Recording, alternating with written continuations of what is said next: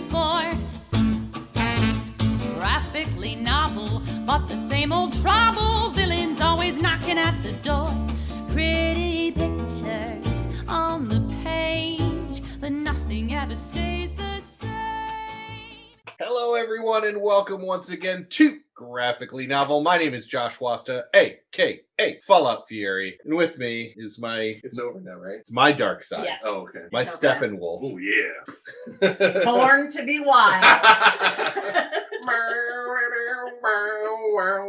My Jesse Eisenberg Lex Luthor. Oh, I had to it's get the shot in fair. there one way or the other. It's fair. Oh, thank you, I guess. And with us Better as than usual, Spacey. right? And with us as usual is our Wonder Woman, the lovely and talented Ms. Jennifer Howland. Wonder Woman. You are not in your combat lingerie. Yes, I'm not chewing up scenery either. Thank you. Yeah, that's true. That's true. Thank you. Thank you. No, lamenting Amazon music. That's playing. right. Oh, sorry, yeah. Lamenting. Yes. Sad Anyway. lamentation music. Sad lamentation lamentation, music. yes. We're even going to be redundant in our subtitles. That's right. Well, it's my great pleasure to introduce our guests, and of which we have two today. Yay! Yay! We have once again the lovely Kat Essman. Hi, guys. And we Yeah, have they can't hear you wave. she said Hi, hi, guys. Hi at the same time. And we also have Mr. Rojir McCrady with us as well. Hello. Our DC experts. Now, before we jump into the full thing, I know Kat had something to say, and we wanted to make sure to preface this episode by saying we did have 4 guests. 2 did decide after we watched the Snyder Cut not to join us. And a lot of that is because of kind of some of the conversation that came after the movie. So And during the movie. during the movie. So Jenn, Bear, and I would like to point out that this discussion is going to be primarily the 3 people here. The reason that we have Rojir and Kat here is we are not necessarily DC fans or people. So Or experts. or anything experts. like that. So all of this is subjective to kind of what we felt watching it and the attitudes that we had on it. And of course, we have a podcast, so we're going to express those opinions. We're going to tell you our opinions. So you have and- opinions. Yeah, Yes. we have opinions, and if you're subscribing, you wanted to hear them. So Well, yeah, So it's one all would your hope. fault. it's Um, yes. But on the other side of that, Kat had asked for a little bit of time at the front. So take it away. So it's hard to be a DC fan. It always kind of has been because we've got hokey, like Silver Age nonsense heroes that everyone throws in our face. You can't talk about Superman because then you have to hear about the time he rolled time back or whatever. That was a movie. Yeah, but he also did a lot in the comics. Wacky Silver Age crap. The thing is, we don't always get very great movies. Not when you get the Marvel Cinematic Universe, and everyone who's a Marvel fan gets to sit and look, and that's Chris freaking Evans as perfect Captain America, and Robert Downey Jr. being Tony Stark. When you're a DC fan, it's really hard you don't very often get to look at your heroes on screen. And so when you get it, even when it's not necessarily great, it's so good just to get to see it. You just nerd out because, oh, dude, that's the Martian Manhunter. I don't care about anything else right now. Freaking Martian Manhunter. They nailed Captain Boomerang. Yeah, Suicide Squad. I get why people didn't like it, and I'm super excited about the new one, but I enjoyed the original Suicide Squad. I hated Jared Leto, but the way they did Oh, who doesn't Harley hate Jared Leto? and the way they did Amanda Waller, like as a DC fan, getting to see the freaking Wall in live action being the Wall was so good. And then you get out of the theater and you go online and you go, oh my god, I saw Suicide Squad, it was great. And in your comments are all of these people who aren't DC fans or who really like MCU stuff, and they go, but it was so dumb and it wasn't funny, and what was with this character, and oh my god, Jared Leto Joker. And it ruins it. It ruins your ability to enjoy the thing because everyone has to shit talk it. So it's like, I love this and I'm not going to tell anyone that I did because I don't want someone to tell me how wrong I am. One of our guests that dropped out specifically said, I just can't deal with any more of people yucking my yuck. Yeah, and I get it because it's the life of a DC fan. There are parts of Ryan Reynolds' Hal Jordan that was fun, but we don't get to talk about that because everyone just likes to make Green Lantern jokes. You can't even go watch Deadpool without people making fun of DC. I mean, Ryan did it in the movie. movie. Yeah. Don't give me a CGI costume. Yeah. He did it a bunch. He did it in both Oh, no. Deadpools. He shot Ryan Reynolds. Deadpool shot Ryan Reynolds in the face in front of the Green Lantern script. Just to make sure he wouldn't do it. Yeah. Oh, that's so dark. You from the DC universe? Like, as a DC fan, there's nowhere you can go that isn't people making fun of you for being a DC fan. For almost the entire time I have known Josh Wasta, I've had to defend being a DC fan to the point where he will tag me and go, give me a single good one. Give me one good And you DC have. comic. And you have. Like, challenge has been accepted pretty much every time. But it really sucks to have to be on the back foot. Right. So we're about to go into this, and I'm going to absolutely rip apart the Snyder Cut of Justice League because I hated it a lot. But that does not mean I don't love DC. I love DC. I had DC characters on my wedding cake. I just really don't like Zack Snyder. I don't like his Grimdark. vision for what DC is because I think it is antithesis to what DC actually is. DC is 4 colors. Superman is perfect. He's not. That's actually the point, is that it's fun to mess with Superman. You just can't attack him head on, and that makes him complicated. But I get the complaints that, oh, he's just a Boy Scout. But sometimes you just want the good guys to be good guys. You just want to watch the bad guys lose because there are natural disasters and pandemics and terrible politics and shitty things happening in the world. And I want to go and spend 3 hours watching Christopher Reeve be fucking Superman. Yeah. And it's totally fine. And we never get that because they've hired Zack Snyder to man a lot of DC stuff. And his idea of what superheroes are is the Watchmen, which is supposed to be a takedown of what the Justice League actually is. Absolutely. So when I'm about to rant about how much I dislike that movie, don't take it that I don't like DC, and don't think that I didn't enjoy aspects of it. I just don't like this one guy's vision, and I'm really tired of having to defend DC as a thing and have to excuse away what Zack Snyder's doing to DC, and it's exhausting. I think that was perfectly well spoken. Yep. Absolutely. That was, Thank you, Kat. Yeah, and to bring it back to what we were saying, this would not be a great comic book podcast if we were like, well, we didn't like DC, so we're going to close our minds to it. Wait, we're a great comic book podcast? Hell I think yeah, so. Bear. I was talking about Red Conversations. Oh. Yeah, screw you, Wasta. He's talking about his mistress in front of us. I know, right? But at the same time, I mean, we have an open mind for these things. We're not going into the Snyder Cut being like, well, gonna hate it. Because there were parts that we'll get into that we did like. There are legitimate gripes that are going on about the Whedon Cut that are justified and were shown to be justified through the Snyder Cut. But so I guess we'll start with have you recently also watched the Whedon? Yep. Everybody here? Yep. Yeah. Okay. So what were the things? Let's start with what were the things in the Snyder Cut that you liked that you thought were improvements? Because we're going to go into this as normal, assuming that people have watched the media aspects, and in that case, it's both cuts. We will get into 3 different comics that were selected by our panel that we have read, but we'll get into those a little bit later. Let's start with initial improvements the Snyder Cut had over the original cut of Justice League. Cyborg. absolutely. Cyborg is way more fleshed out. You have an idea of him and where he comes from so much more. I would also say that Barry has a much bigger part to play. And I think one of the things that I really didn't like about the first movie, the first cut, was that I felt like Cyborg and Flash are just there as plot devices. They're not like people. It's like, I'm only here because I need to do that. I need to make that thing go, or I need to make this thing work. Whereas as opposed to contributing members of the team. Common Flash issue, to be fair. That's true. Once you got a guy with super speed, you always have to account for him. But see, I read a lot of Brave and the Bold, so like Flash gets a lot of credit in those. So I'm like, Flash is stuff. He's a guy. Especially Barry Allen. And I think those were better fleshed out. I think that I also think that, some of the CGI was better than before. Some of it, not that armor. God, no. Not that armor. I was going to say, there was some. Steppenwolf's the bulk armor. of it I couldn't say is better. There was some that was better. Well, I thought that the only good thing about the CGI armor in the Snyder Cut was the armor that Steppenwolf had and Robo-Boy's Cyborg.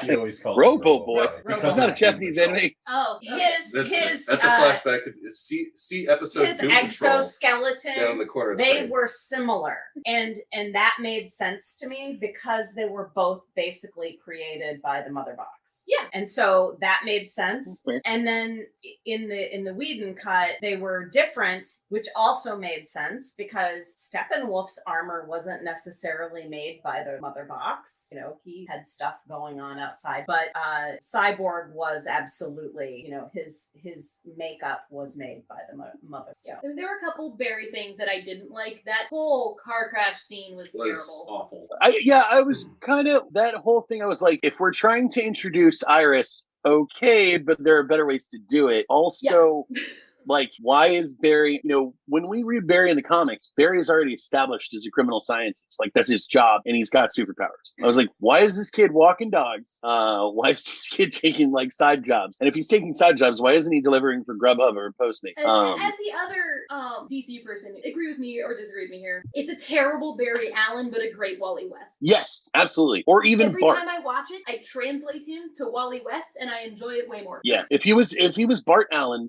that would make more sense too, because he's very like all over the place, and he can't It just he doesn't can't make focus. any sense as a Barry. Yeah, because I mean, you know, Barry is supposed to be this like I'm a trained criminal scientist. This horrible, this accident happened one night. Lightning struck the lab, and I got all these powers, and I'm devoted to fighting crime and also solving my my mother's murder. Like, the reason he became a criminal scientist in the first place, which is they built later, but he is this kid. I'm like, who's this crazy homeless kid? How is he building this suit? Yeah, where did he get this stuff? Where did he get all this space technology? But that car crash scene really is like a perfect example of one of the things I have an issue with Zack Snyder with, which is his lack of subtlety. He can't Because be I haven't subtle had a with physics his class subtext. since high school, which has been well over 20 years ago, and I know that's not how car crashes work.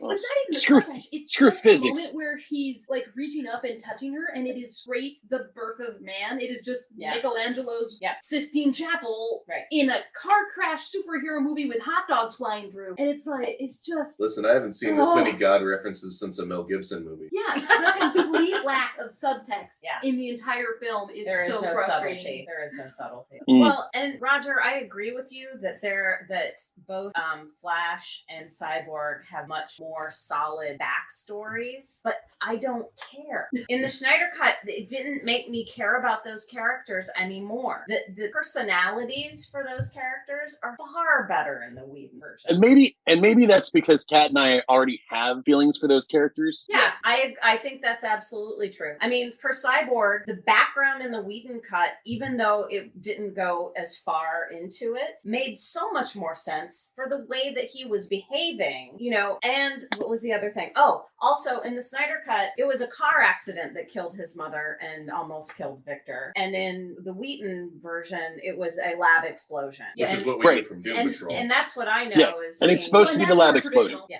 that is more traditional Cyborg. Right. There was one thing that people pointed out to me. Do you realize how many car accidents and boat accidents are in this movie? Yes. No. We had to see vehicles Cyborg blow up. has a car accident. Yeah. Flash has a car accident. Yep. Aquaman has a boat accident. Right. Batman is driving a car accident. Yes. Causes But I'm like- car accidents. Right. If we go back to the What? previous movie, Batman caused lots of car Yeah. accidents and a couple plane accidents too. Yeah, and that's the thing is I was like, okay, convenient plot device, but what about the origin stories in the canon? Like, it doesn't take a lot. Like, you could have done like a 30-second shot with his mom in the lab. He causes the accident, his mom dies, and his dad rebuilds him. Right. Done. Well, it's indicative of Snyder, though, because he doesn't, and it's indicative of a kind of common scene problem that, like, the Nolan movies suffered from a lot, which is you'd go to watch a DC movie, and it feels like they're embarrassed that it's superheroes. Yes. Yeah. And so they try and strip the superhero-ness away. Well- and I've always appreciated the MCU because they've never shied away from it. But having it be a car accident is mundane, which to me cheapens it. But Snyder thinks it makes it realistic, rounds it. But it also takes the pain and the guilt away from Vic. Yeah, Yeah, it takes away his agency for why he's trying to do the right thing. Exactly. taking away agency is the theme of the Snyder. Yes. Yeah, which we'll get into soon. But I okay, just- so we've kind of gone back and forth, and I want to try to stay on positive from the Snyder Cut Okay. for right now. Okay. Bear, what did you like about the Snyder Cut? You're our media guy. Come on, man. Listen, there are times that I like to sit down with a good long movie. There are times where I will, go grab some snacks, beer, soda, whatever, specific snacks for specific styles of movies. We had this conversation about board games one time. It's like, you got to warn me if we're going to sit down, like, come over to play board games. Oh, you already have Talisman set up when I walked in the door? If you'd have told me that, I'd have brought different shit. Right. I didn't know. That's a marathon game. Yes. I didn't know when I sat down to watch Snyder Cut that this was a 4.5 hour movie. That's 4 like and almost 2 the minutes. entire length of my Dune miniseries, the 2 I was Dune about to say, miniseries that I you can watched. sit with a good long movie because you're a Dune fan. Yes, Yes. I understand this. I'd rather watch the 10 Commandments. Now, thankfully, I had bourbon, so I was good. Were there things I liked? Yes. Obviously, we've already covered Vic's storyline. There was so much, just the little bits and pieces that could have gotten added to the Whedon that would have made life better. There were fewer gratuitous ass shots of Diana. Literally That's true. just. That's Literally very just true. panning in on everybody else Upskirt. from Or either upskirt. upskirt or just at the level of Diana's ass. Mm-hmm. And we're watching shit that's going on in the background, but the foreground is just 2/3 of the screen is here's Gal Gadot's ass. Now I'm And not. how many scenes of them getting out of an airplane or whatever, and you're watching it you're under the airplane, and it's Gal Gadot's. And her skirt flips Yeah, up, and you're yeah. okay, panty shot. Granted, they're not. Yeah. It's not like it was black lace or anything. It was fucking How did metal we not know leather Whedon was covers. problematic again? I'm just saying. I mean, he's always been I'm trying to kinda pick up. I'm problematic. trying to pick up positive things. Yeah. So we had more backstory. Granted, I think we had a little too much backstory.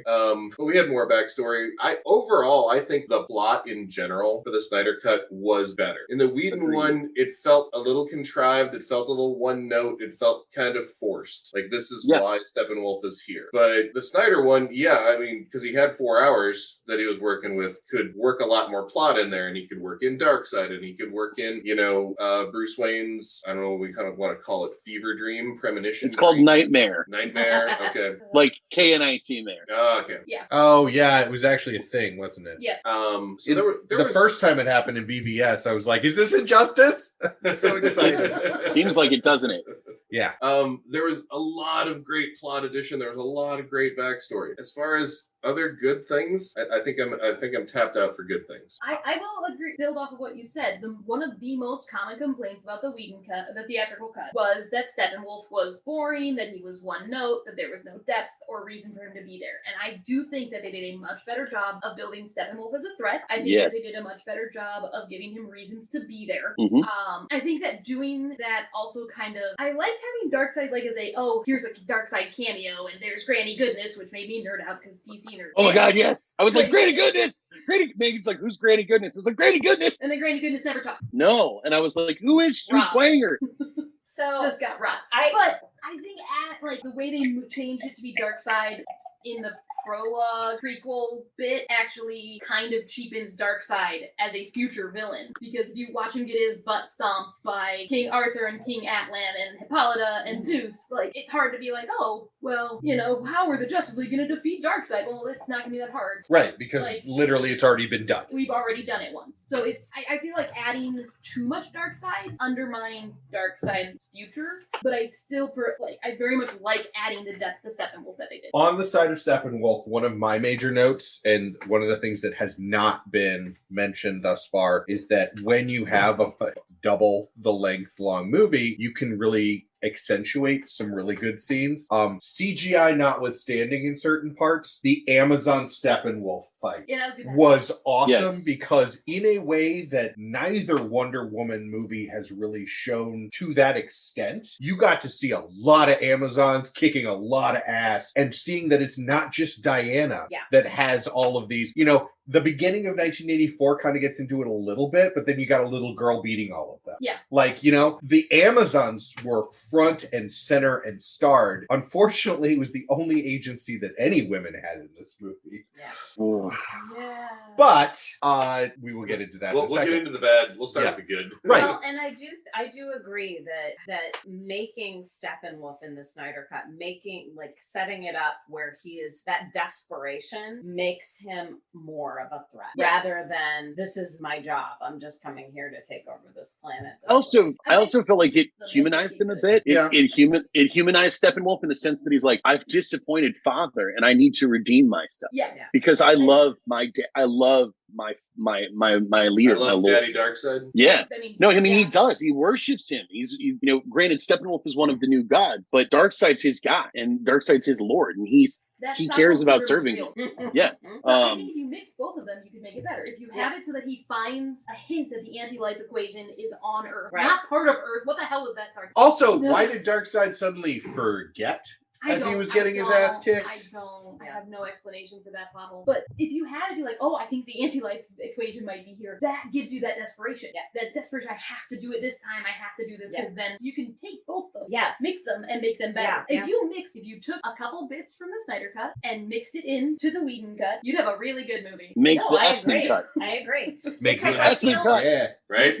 Release the Essman Cut. I'm gonna get you some video editing software. You're gonna put together the Essman Cut. It'll be fantastic. Because I really like the humor and the personality that Whedon is able to get with the characters. And I felt like the storyline in the Snyder Cut was the thing. And that the characters were just there to perform the storyline. Like there was no real interest in them. A lot of the characters were just flat. I mean, and the thing is like, it's the same fucking movie. Like, you just cut out the stuff that made them seem more relatable. So, on that note, I am not a huge DC person, but here's, after watching these two versions... You're like a 5'4" DC person. 5'6". Not that short.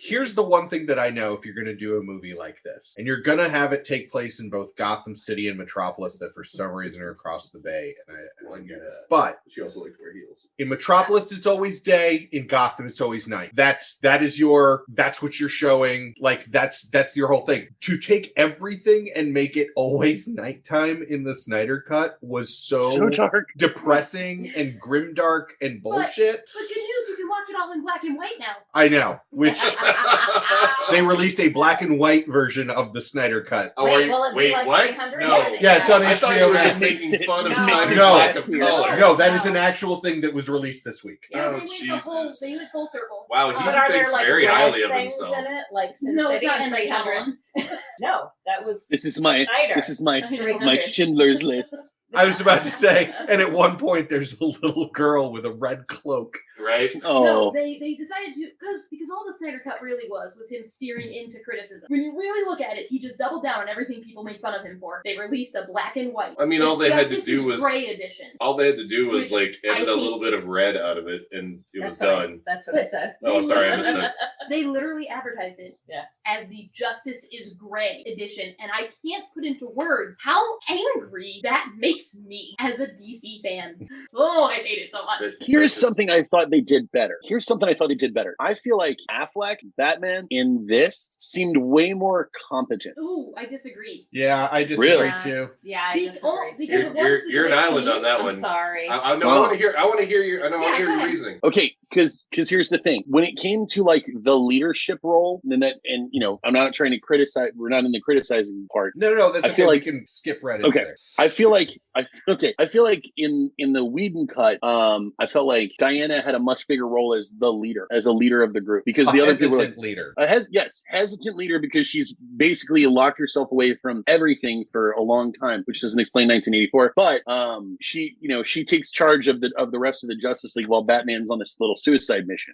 Can I interrupt you for just a second there? Absolutely. There's actually a point in the Whedon cut where Batman says he's basically trying to set Diana up as a leader. I'm only leading because you won't. Yeah. Right. And that's the thing, and it's like, and it's cool, I think, because it respects Diana as a seasoned warrior who is far older than Bruce and has a lot more experience with this sort of thing. And then when you go to the Snyder cut, I feel like Bruce is like, I'm in charge. Like I'm running the show. I don't feel like Diana had that role at all. And I would agree that that's actually more Batman. Batman is not the guy who's going to let Wonder Woman take over. Batman's like, it's going to be like Bruce this Wayne because I said so. Control. Right. Well, and there was a scene, and it's so funny that scene stuck with me when we were watching the Snyder cut. They are sitting in wherever it is that he has. Also, in the Snyder cut, cut, that giant ship was alien tech, but in the Whedon verse, it was a troop carrier that he's building. I don't know. The thing that he's working on that. Yeah. Cyborg I thought he bought that. I thought he built it. Had it built. He was building it in both versions. What's that? He built it in both versions. I thought Yeah, in I the think Snyder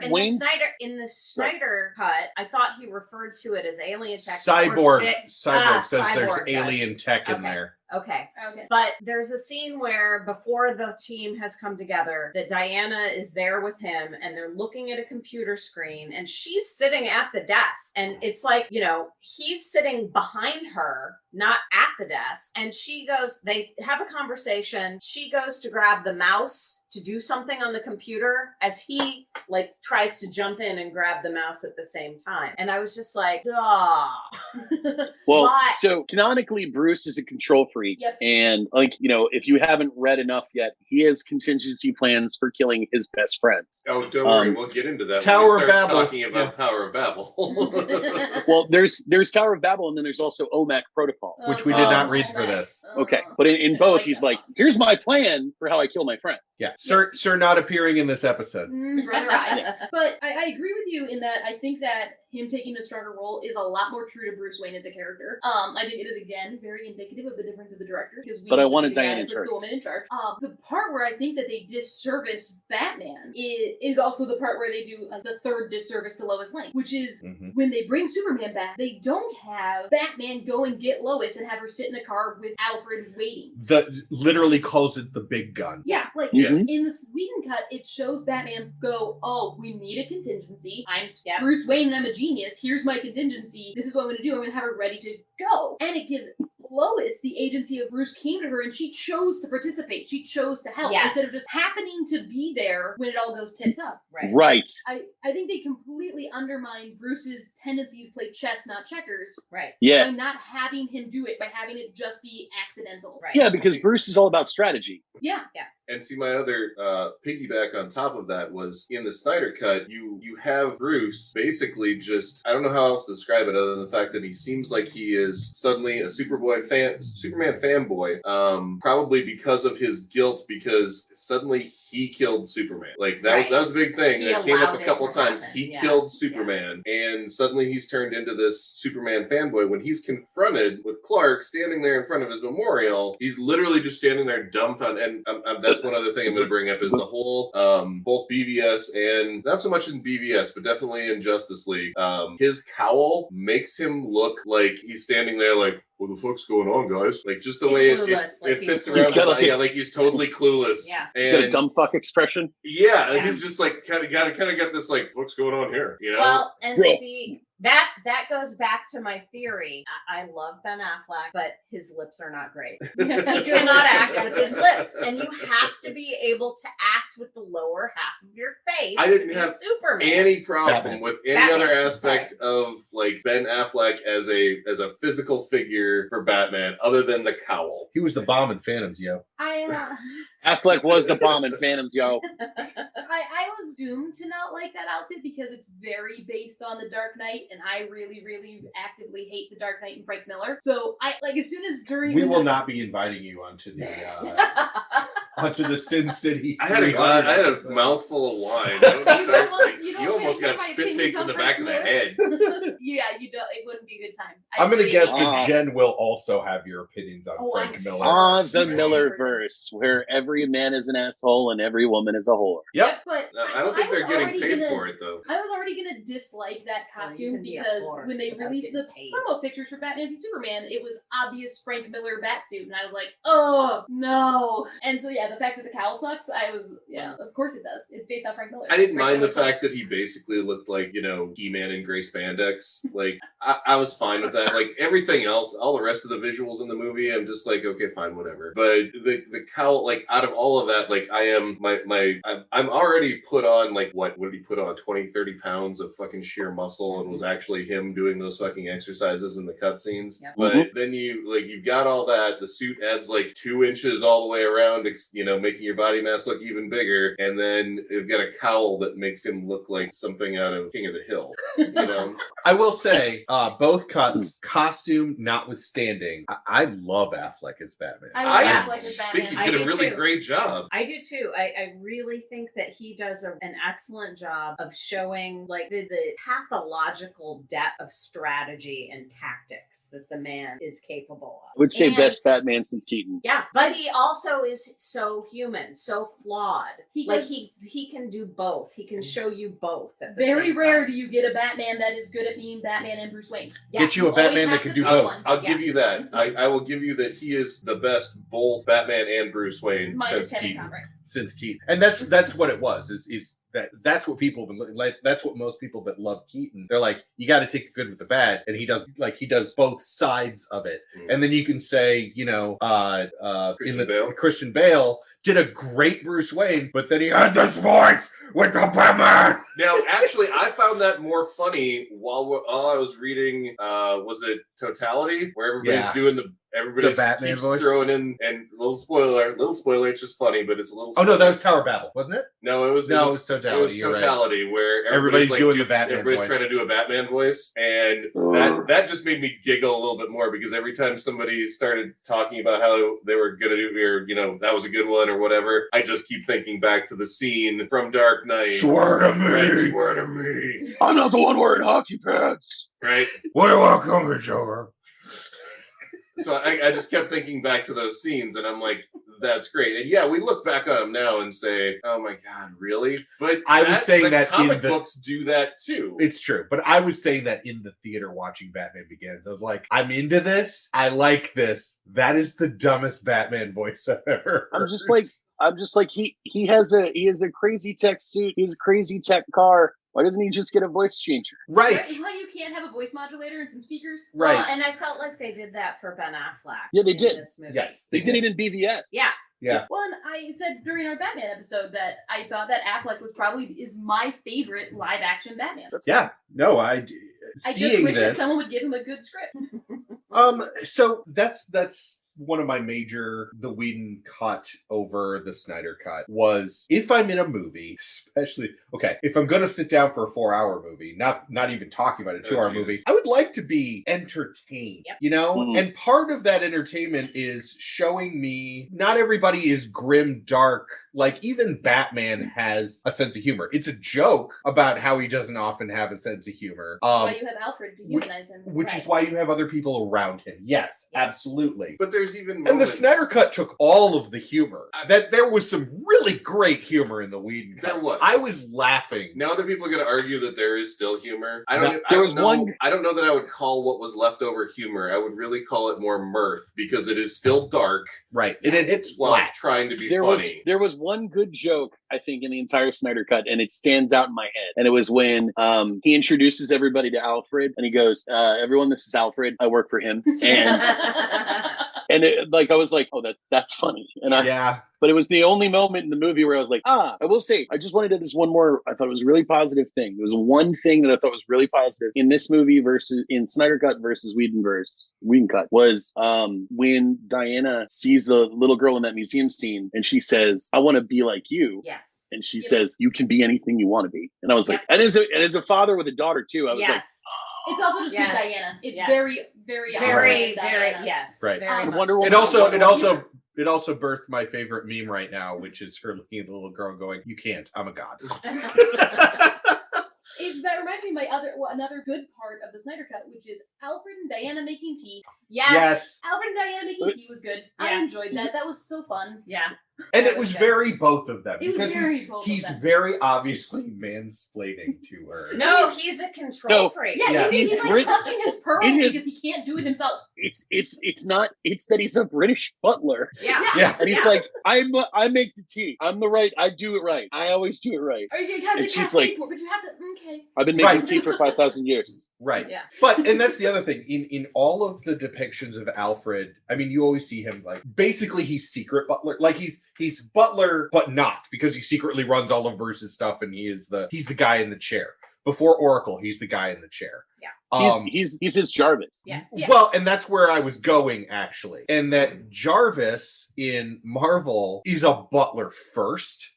Mhm. And a guy Who in the becomes chair AI. second. And Yeah. most of the time when they portray Alfred, it's the other way around. Until they introduce Lucius Fox. Right, Yeah, right. yeah, But that's the thing, is traditionally, if you're going to compare Jarvis and Alfred, that's the difference there. One was I would SAS. personally like to point out that, in my personal opinion, I think Batman Bruce Wayne is the better version of Tony Stark. I'm not arguing with that at all. Especially because he's once not we drunk?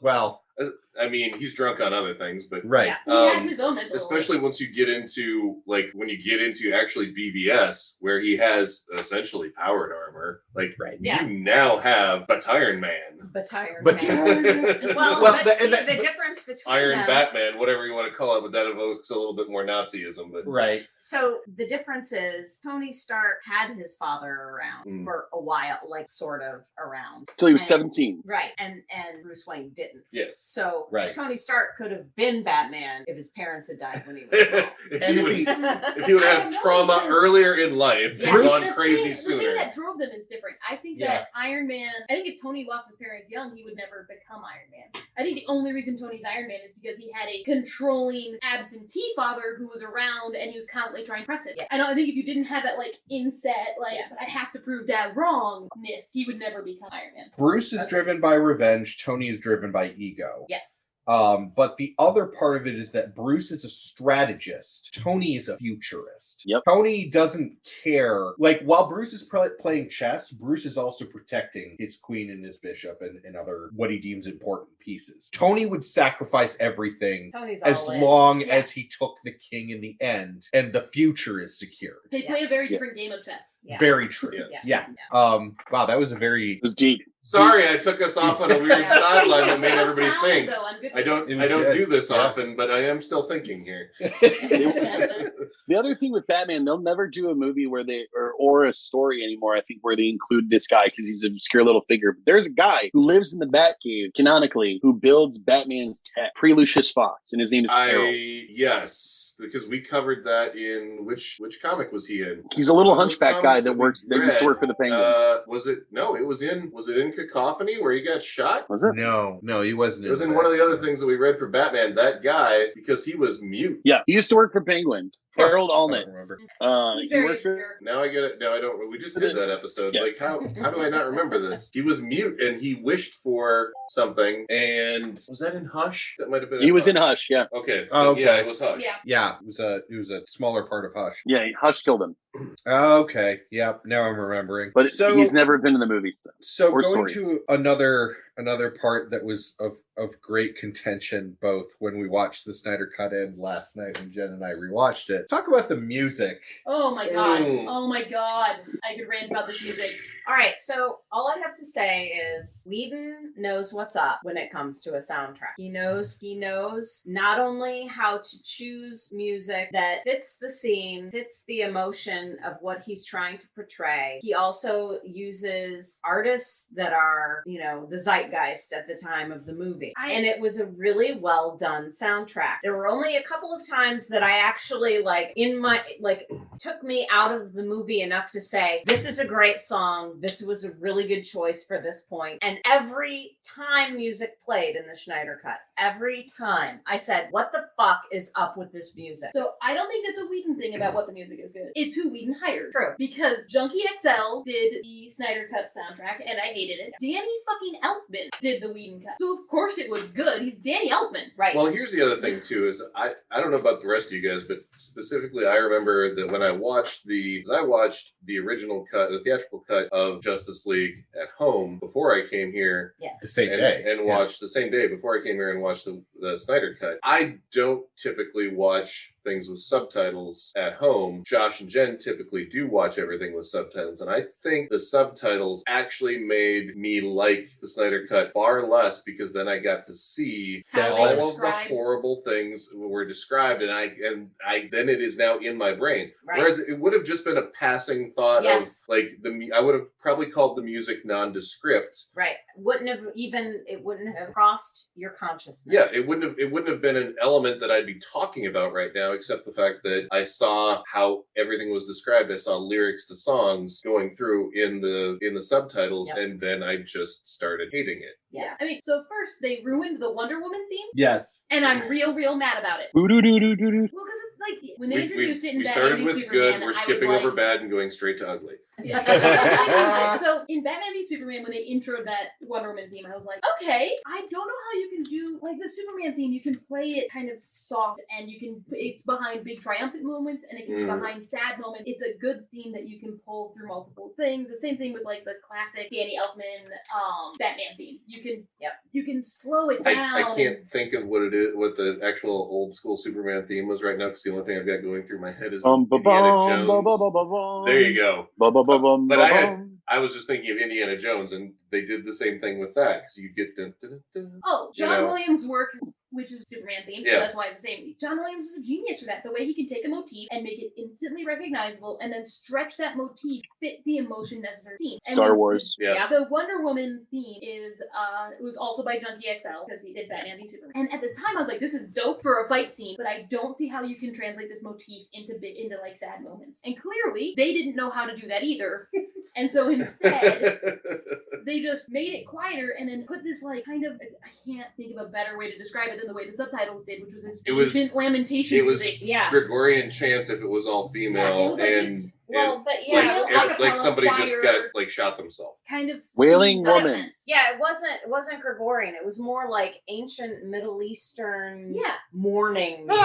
Yeah. Lamentation. Yeah. Lamentation. Yeah, but and that's great if you need a quiet moment. Like if you wanted to do, if like, oh, here's a sad moment or a part where she's really pensive, we're gonna come in with this and then rotate it into the Wonder Woman theme. That would have been fun. That would have been really cool. But instead, every time Wonder Woman did a cool thing, we had to listen to ancient lamentation music Or sad lamentation music. that moves into the Wonder Woman theme. Yeah. And it's just like, wait, this should be like a cool moment. She's got a sword and she's about to like hit Steppenwolf, and instead of you get and then the theme, and it just underlines the coolness. But it wasn't even the actual theme. It was sort of like a A take. discordant version. Yeah. Yeah. I You was literally, because it said, like, lamentation music, lament is sad. Yeah. I am lamenting the fact that I spent 4 hours on this movie. he's really, really sad bear. But every time, It's a sad lament. every time she does anything cool, we're lamentation music. And like, why and it is just undermines Wonder Woman's position in those scenes. It makes you go, oh crap, is something bad about to happen? Like, whether or not you're aware of it, like, good music should help set you up for what the scene's about to give you. So if you want the difference between the two cuts, what we recognized yesterday, so the scene after Aquaman saves the guy in the bar, takes the bottle of liquor, drinks it down, says it's on his tab, walks out into the ocean. and then we have cool music in the Whedon In cut? Snyder, it's like this sad, like this weird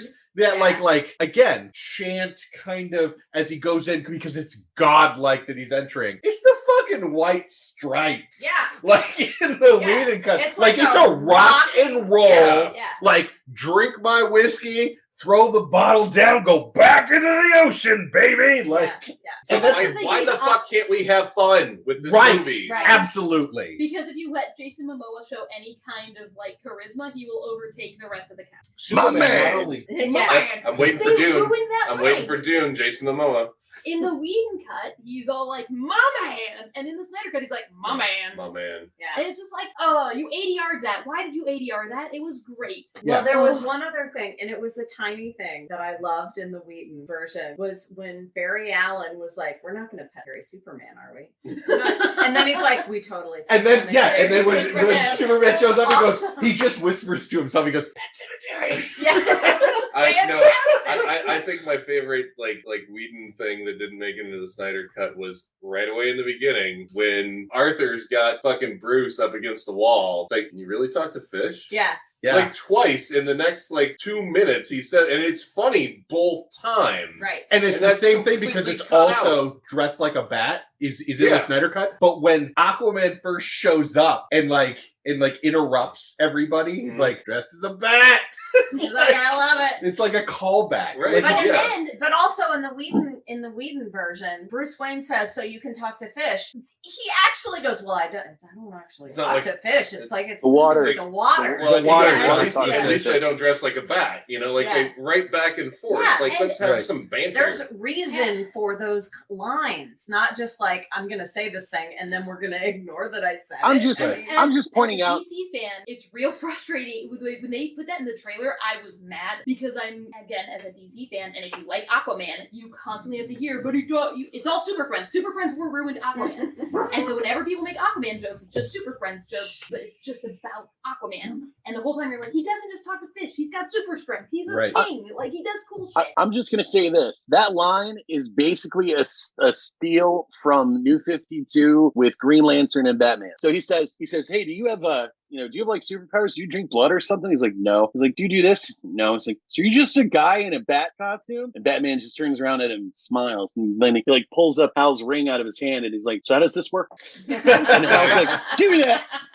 I love that bit every time. that's pretty awesome. That is good. Oh, I also love the line when Batman picks up Barry and he's just like, "Oh, this is so cool. This is so cool." And he gets in the car. He's like, "So what do you do? What's your superpower?" I'm rich. Which Like, one of the few lines that Snyder kept. Yeah. Snyder kept. Except I don't know what it's all of the stuff before, and Jen pointed out yesterday, it's because Barry is talking a mile a minute from the time he realizes Bruce is Batman. Like he's so just enamored fanboying. and he's So rambling cute. and he's fanboying out and whatever. Snyder Cut had a little bit of that, but not nearly as much. And so it's like Barry like so what's your deal? And he just says, "I'm rich." That's funny because it's the only thing Bruce has said in like 10 minutes. Yes. Yeah. In a long stretch. Since he threw the bat shuriken at him. Right.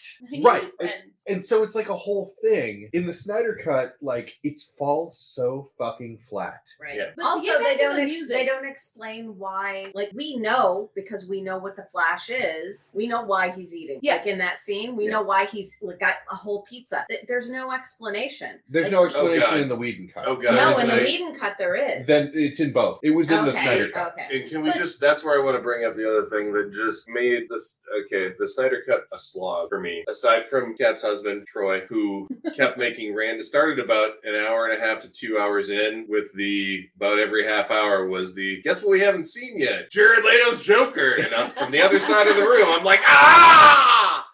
But no, the fact that all of the dialogue in the Snyder Cut was modified to literally beat the audience over the head with everything that was going on. It They explained assumed- absolutely everything, or it explained nothing. Yes, you had two options. You had we're not going to talk about this at all, and then we're going to spell out every detail because we don't think you're fucking smart enough to be able to figure out anything on your own. It's like there are two types of people: those that can extrapolate from incomplete data. Right. And a quick point about the music, since that's what we had started on. Anything with lyrics was just Great Value brand Leonard Cohen. Yes. I don't even know if it was great value brand. I would say substandard. Leonard. I was about to say Yes, the but only. Great Value is the Walmart brand. Oh, I Yeah. thought you said Yeah, grade value. No, I thought you were like Great Value is the Walmart level brand. set. Yeah. So it is the Walmart brand Leonard Cohen. Okay. But that's another problem I have with Zack Snyder. I have many. But one of them, and it was blatantly apparent in the Snyder Cut of Justice League, is that he thinks his audience is stupid. That's the only explanation for the fact that he never lets a point sit. He never just gives a couple hints and then you can figure it out. He has to explicitly explain the plot over and over. And it's insulting as an audience member that you don't think I can figure that out. The worst part of that, and I'm trying to remember what it was in the Whedon Cut, but it was like a sentence on what the mother boss did. And yeah. in the Snyder Cut, it was if your house burns, it turns into Oh, smoke, yes. and all of this goes into the air, and the mother box take all the smoke and make your house back. But it was like a 5-minute explanation for how that works. Well, but it was basically saying the mother box can take like this tragedy and turn it back into a good thing. And in the Whedon one, it was like the mother box takes molecules and makes it into into something. Right. It's like it destroys, but then it creates. Right. But it was also not, it wasn't like, it takes like, say your house burned down, it'll take the smoke and make your house again. It's like, it takes the things that's there and makes it something else. Right. Yeah, it's not attributing good or bad to it in Whedon cut, but that would, undermine his need to make sure we all know that they're God. Oh God, the worship. The amount all of the music. Worship in this. So I felt like I was at DC church. Like like Kat was saying earlier, like the Mike Which we've been to!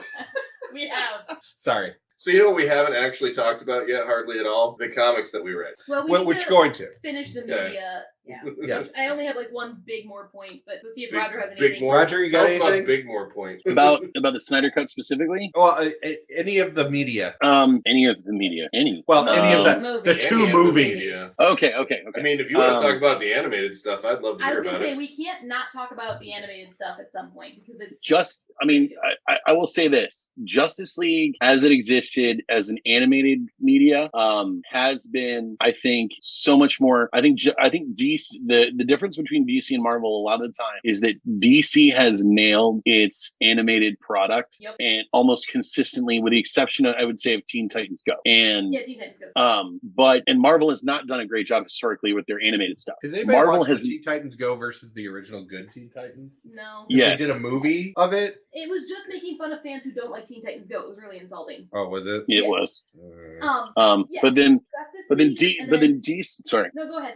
But so DC has done a really good job with their animated stuff. There's a lot of really cool and even very adult animated stuff out there that's really quite good. That has to do with Justice League, and a lot of their cool characters. Whereas Marvel nailed their cinematic universe. They got the talking tree and a raccoon in a movie, and everybody loved it. And I really agree with what Kat was saying in the beginning. Like, I feel like Zack Snyder has personally taken every part of the live action universe and just made it sad, and like it made everybody who didn't know about DC like go, these movies suck, these characters suck. And everybody who really loved it is like, we love these characters so much. And we feel like this guy is taking our favorite thing and like throwing it around like Hulk in the first Avengers movie. It's that line in Deadpool. It's, oh, that's so grimdark, you must from the DC. You're so dark. That's what so dark. Are you sure you're not from the DC universe? That's what people who aren't DC fans think DC is. And in the meantime, I'm sitting here going, but there's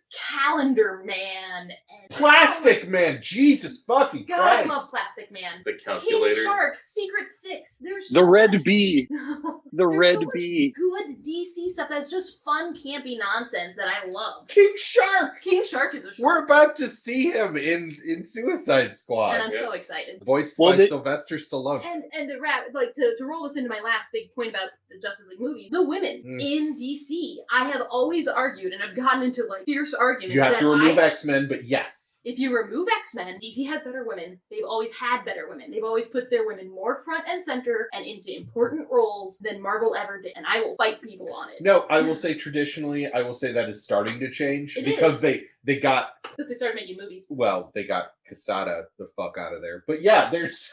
But man, what they do to women in the Snyder Cut. Yeah, Bendis and Quesada and those editors for Marvel, even going back to Lee. I mean, I'm just saying. Jim Lee?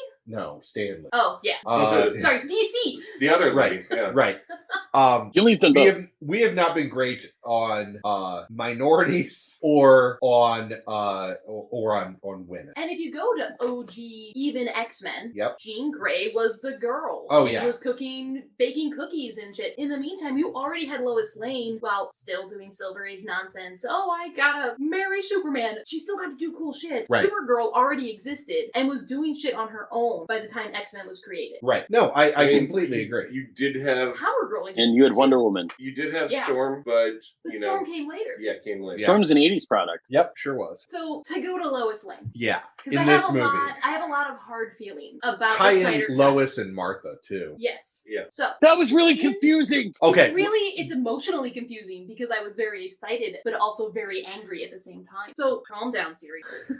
So I was so confused in that Whedon scene. cut, Lois Lane is not up to herself, right? Superman died, and they find her working at the planet, but she's not doing her normal shit. She's like doing fluff fluff pieces. she's doing fluff Yeah. pieces. And then Ma Kent comes to give her basically the like, oh, this is really hard speech. Because they're the only two people who get it. Because the only two people who can talk about Because it. she already considers Lois a daughter-in-law. It's also the only good Kent stuff we've gotten because I have very strong feelings about what Zack Snyder did to the Kents. Yeah. We'll get into those when we do the Superman episode. So, in the Snyder cut, she's not at the Daily Planet when Ma Kent comes. In fact, she hasn't gone to work at all. Yeah, that's my point. She hasn't gone to work since Superman died. And also, her apartment completely black except for the dreary rainy day light coming in. You have taken Lois Lane. Lois Lane, who in other medias, in other Elseworlds even, where the world goes shit, in Flashpoint, is wandering around by herself as an investigative journalist trying to, like, running an underground against the bad guys. Like, Lois Lane never sits back.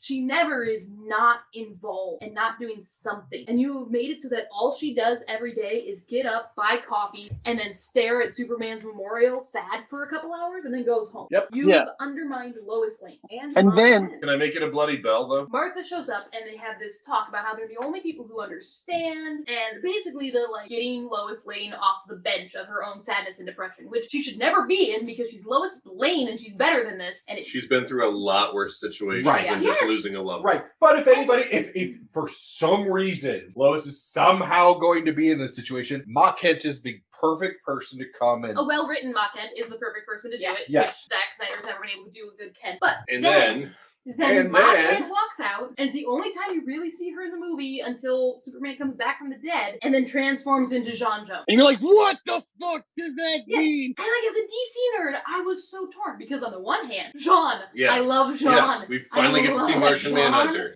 And that actor has been in every Zack Snyder movie, Right. playing Yeah. the same dude. Yep. So he's been there the whole time, which is very Jean.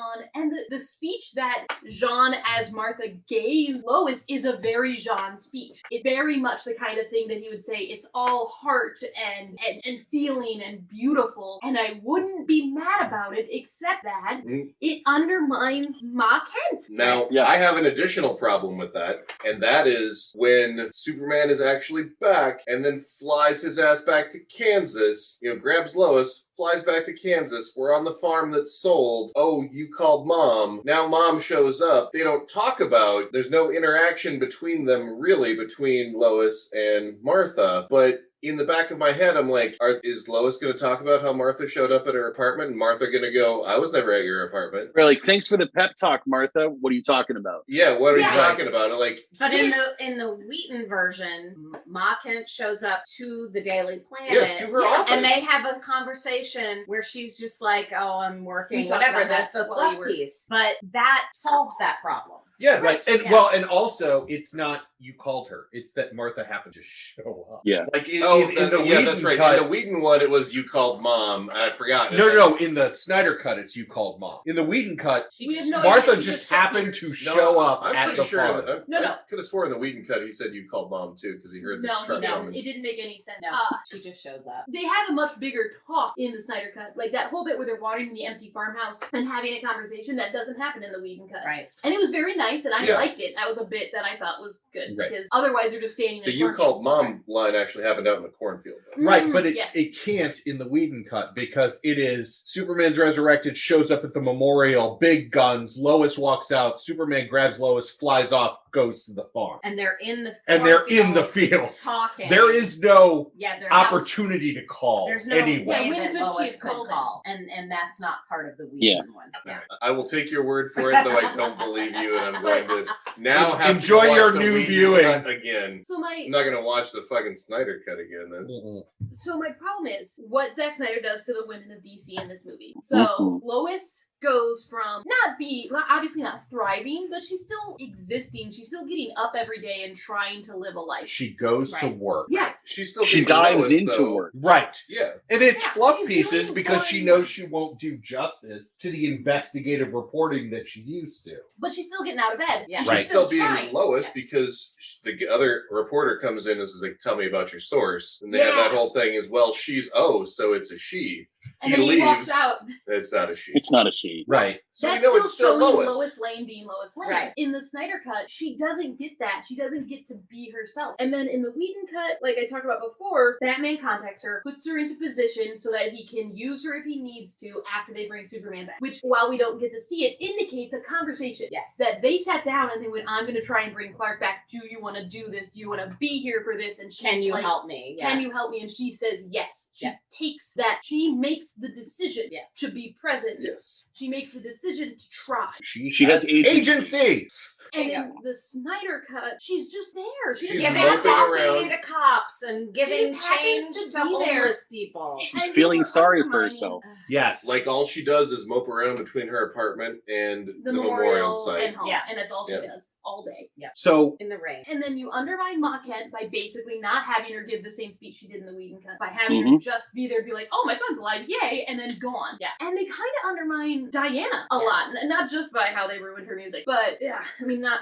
the one thing that I will give, not the Snyder cut, the Whedon cut, when it comes to Diana, and man, this hit me like a ton of bricks yesterday because I watched 84. Bruce, at one point, Diana's talking about, because they actually have an argument about bringing Clark back Yes. in the Whedon verse, Yes. which is Yep. good. You should. This should be a moral discussion. Yes. Right, absolutely. And Bruce, to Diana's face, says, tell that to Steve Trevor. Yeah. And Diana Yeah. puts him into a wall. And it's great. And Yeah. it breaks a couple of his ribs, and he talks about how he's hurt. It's a But- realistic response. Right. And that is something that I have wanted. That did more than 1984 did, in Yeah. my mind. Yeah. You know what I don't Yes. like is the fact that I'm going to have to come back to both of these versions of this movie when we talk about Superman, so I can talk about how much I hated this version of how Superman died.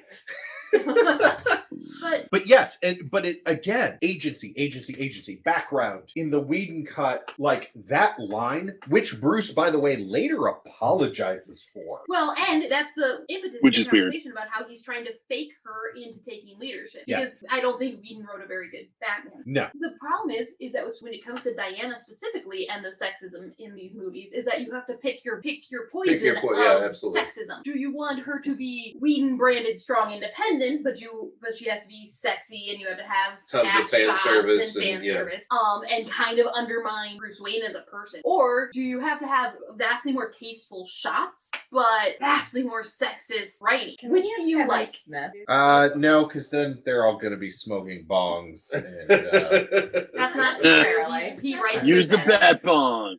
I Smear mean- it. I don't know. He Because did I write. have to say, He did write a movie about the Rapture. Come on. I He also wrote think Daredevil. that he also knows how to direct Ben Affleck. Well, Yeah. that Yeah. well, that is true. Daredevil. Oh, can we give? No, Can we Roger. give Kevin Smith another $70 million to get the Smith cut? Yes. Only after the Essman cut. I want the Essman cut first. I'll give Yeah. you $70 for the Essman cut. On this That was my episode, time. on this episode when we release it, we will have hashtag release the S cut. Oh no! Yes, Yes. yes, everyone. Yes. I can give you her email. You will not. Would you like to text her? No. There, that's almost akin to doxing. Yeah, You that's- do that's- that. I'm Bullshit. not gonna I have- actually do it. I just got doxed for just got jumped for not Sir, joking about Sir, I have doxing. spent 3 episodes of this show shit talking Zack Snyder. I do not need Snyder Bros to know how to find me. That's fair. That's very. We are at Graphically Novel, bitches. That's right. Yeah. You Come at me, You bro. come at someone. You come at me and Jen, because me and Jen will fight back. I don't need that in my life. Why, yeah, I oughta. I'm trying to Jen's think. gonna be in a backpack with a sniper rifle on my back, and that's how this is Whoa, gonna work. like Rocket, right? I was about to say, are you Groot in this? I just see Jen. Oh yeah. But Hey, I'm gonna need that guy's arm. We can do that.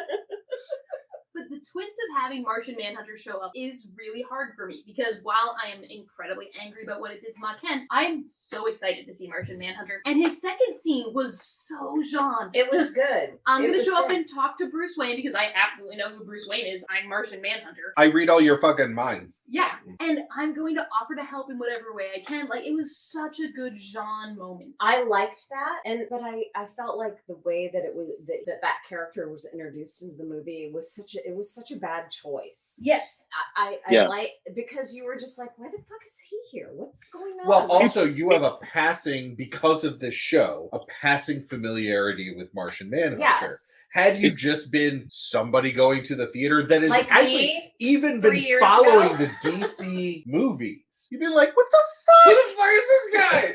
Who It's the fuck also- are you? Right?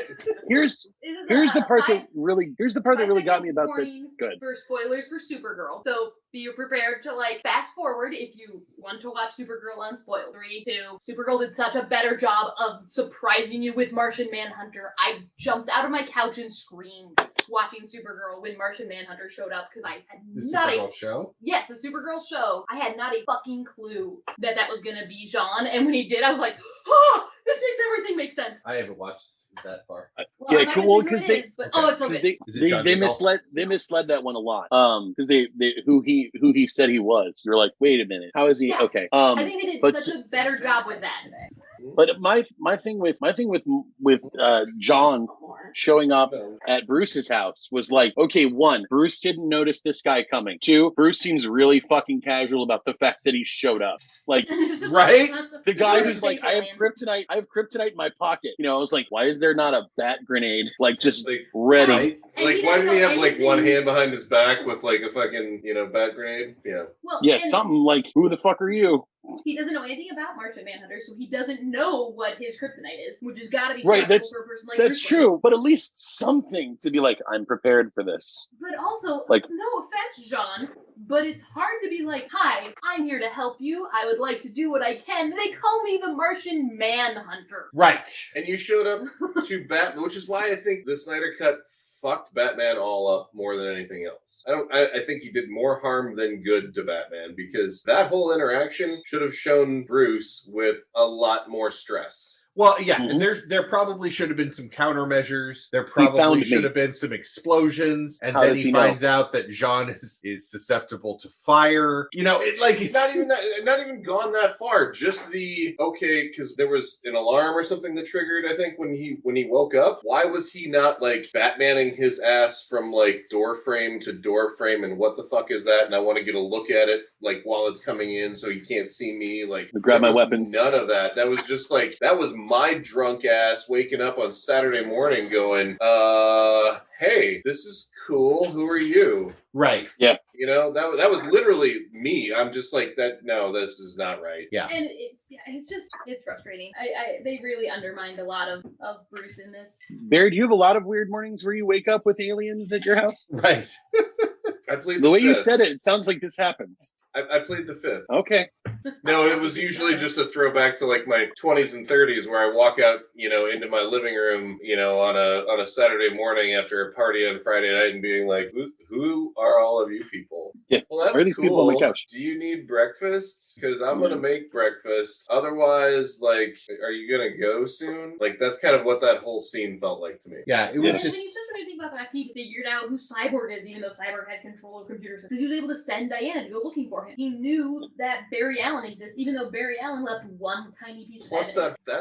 that scene that really bothered me with Vic was that in the Whedon cut, you get more of what I expect from somebody who has nigh on complete control over the internet, which is, I'm a human sitting in front of a computer screen, my screen blanks out, and then suddenly I just have text where Vic is talking to me, as opposed to the Snyder cut, where you get Diana sitting at the screen, and suddenly the screen goes fucking wonky. oh my god. And you get this, almost like it was the Joker on the other side of the screen going, meet me here. And I'm just like, no. Anybody that's got any kind of control over the internet is not that fucking Right. crude. Yeah, it's kind of like he bent the UI, like he bent the user interface on her machine to just be like, look, it's whimsical, and I'm like, and also aggressive, like, Yeah. Because if I'm Say, just meet me Cyborg, here. I don't care what kind of computer security Batman has set up. I have surpassed it. Oh yeah, absolutely. I am a Like computer. conversation, and it was a lot more. It was Yes. very good. Why are you looking at me? Hey, listen. Why should I trust you is brought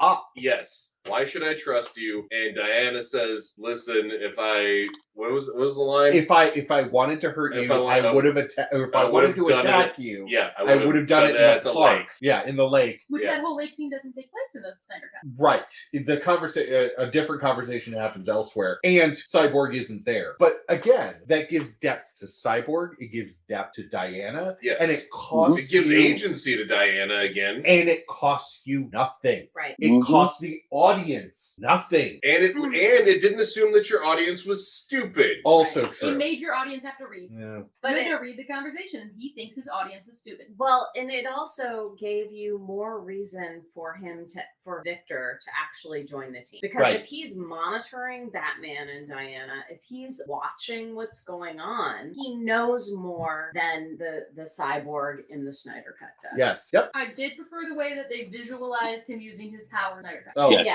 That was brilliant with him still in the Letterman's jacket. Mm-hmm. Amazing. Right? Yeah. Ray Fisher has every reason to be pissed off at Joss Whedon. 1,000%. The Every one person that can say that the Snyder Cut was better and that everything that they said was justified is Ray Fisher. Yep. The only thing I wish they'd have done is kept in him saying boo, like, is Booyah.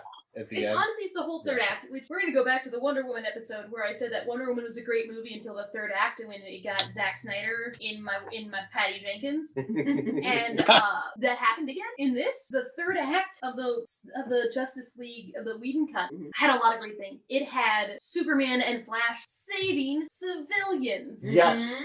And making a Superman. contest out of I it. can't- making it fun. I can't believe I forgot about this. It's also the talk between Bruce and Barry. Oh, Barry he saved one gets person. scared Mm-hmm. going up against Steppenwolf for the first that was time. the greatest And thing. Bruce just tells him, go and save One one person. Just Yeah. one. He goes, what do I do after that? He goes, You'll at know. that point, you'll know. Yeah. Right. Oh Yeah. my God. It was So good. such a great. And And then, of course, you can't have that in the Snyder Cut because it's a god Yeah. denying their powers. right. But I loved it in the theatrical cut because it was like Barry's like he saved the one guy and he It's was like, like listen, he's I don't fight. I just kind of run real fast and occasionally push people. yeah. Right. Well, and then he's like he saved one person and then he's like, oh, and then he's like boop, boop, boop, boop, boop, and Yeah, he saved, suddenly there's like everybody. 8 people Right. standing Yeah. there. And there's a lot of heart that I love about DC that Yeah. Whedon got. Yes. Yes. Troy will make fun of me when we went to go watch Justice in the theaters because I have gone to a lot of movies I don't enjoy because my husband likes terrible films, including every Transformers movie. And then we went to go watch Bumblebee, and ignoring the fact that it is a heat-seeking missile for my personal trauma, Yes.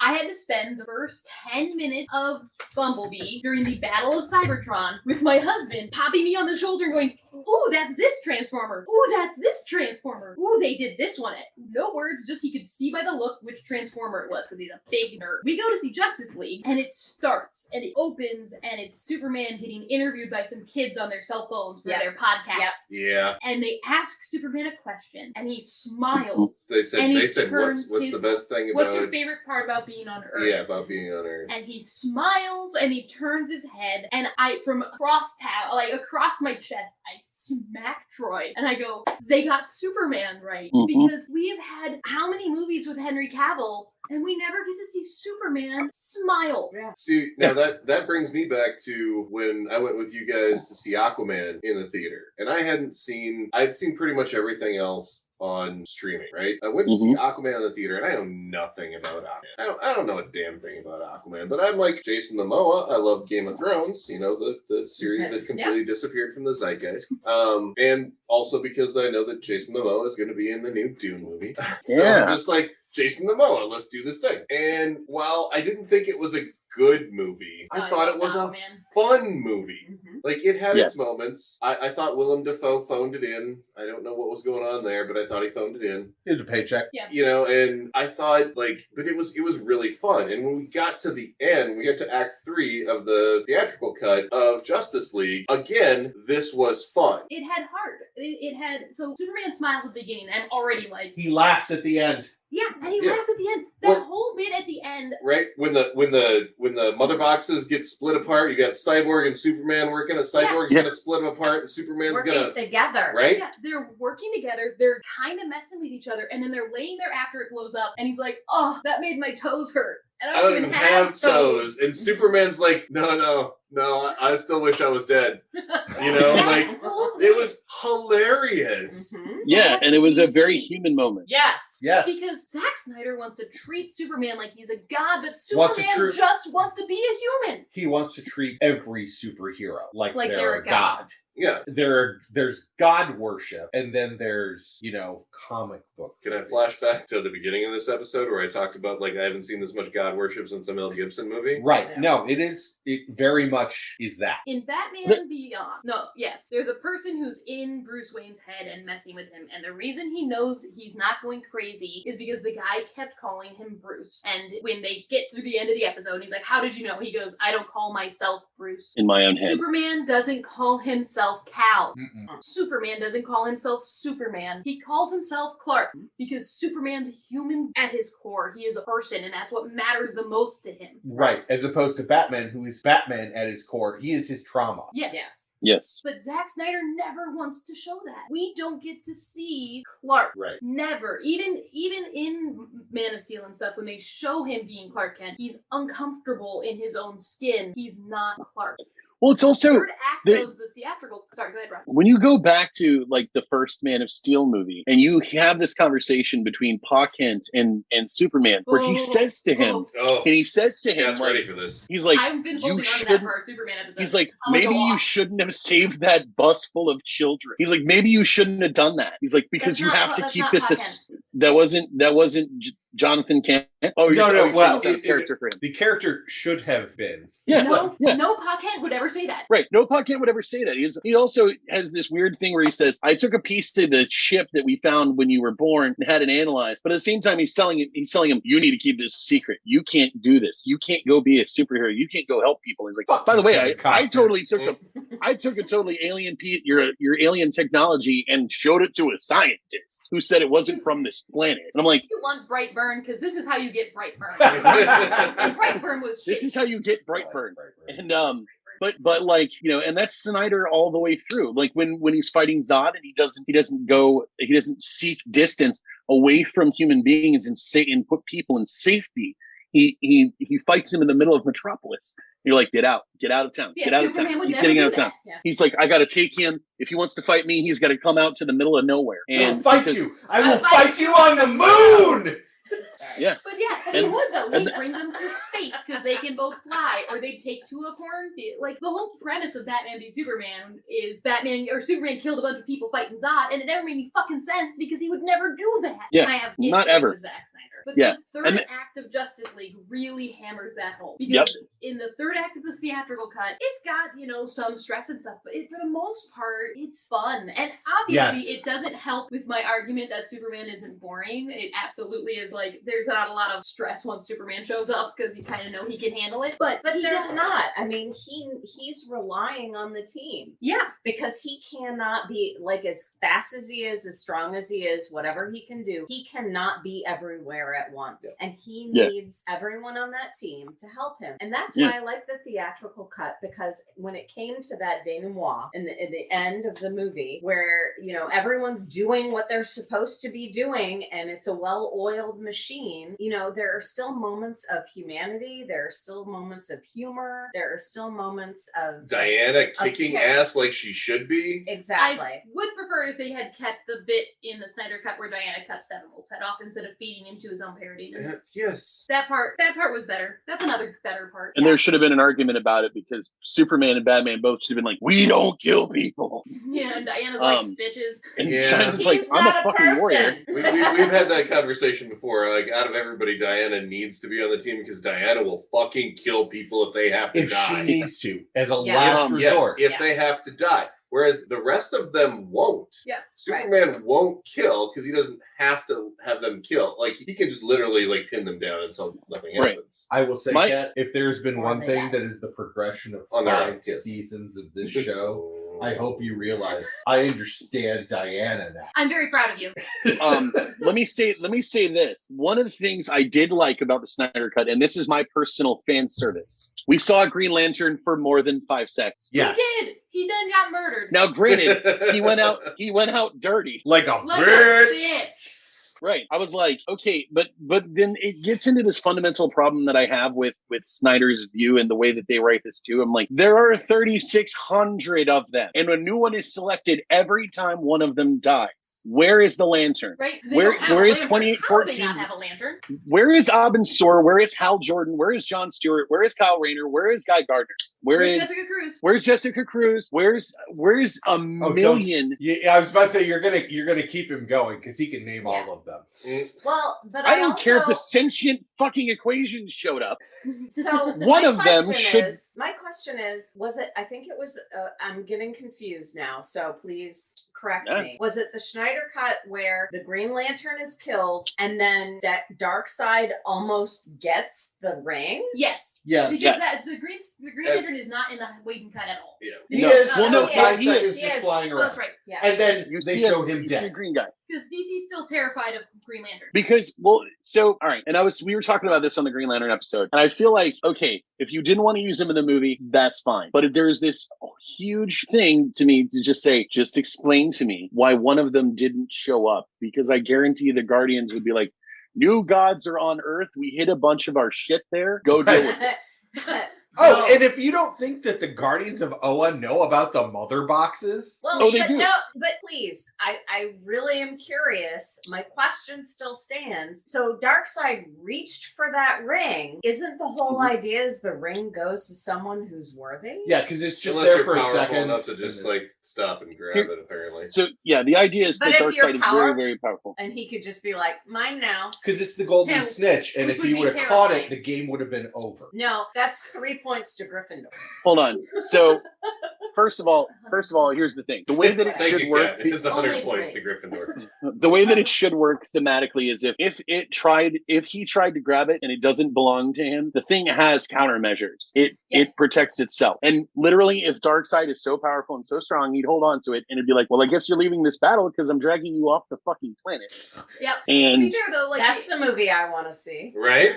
I'm down for this. Darkseid what gets happens dragged by when a Green ring. Lantern loses their ring can be really scary. That's how they. Ooh, pretty. Listen, Let me have that ring. No, something- bitch, you're going to There's another a planet. big green flash, and then something, big and green hauls something bodily out of the scene. I'm down with this in all of its forms. Kat, what were you saying? Oh, just in Injustice, they kill Kyle Rayner in a horrifying nightmare way. Yeah, they sure do. They take his ring off when he's in space.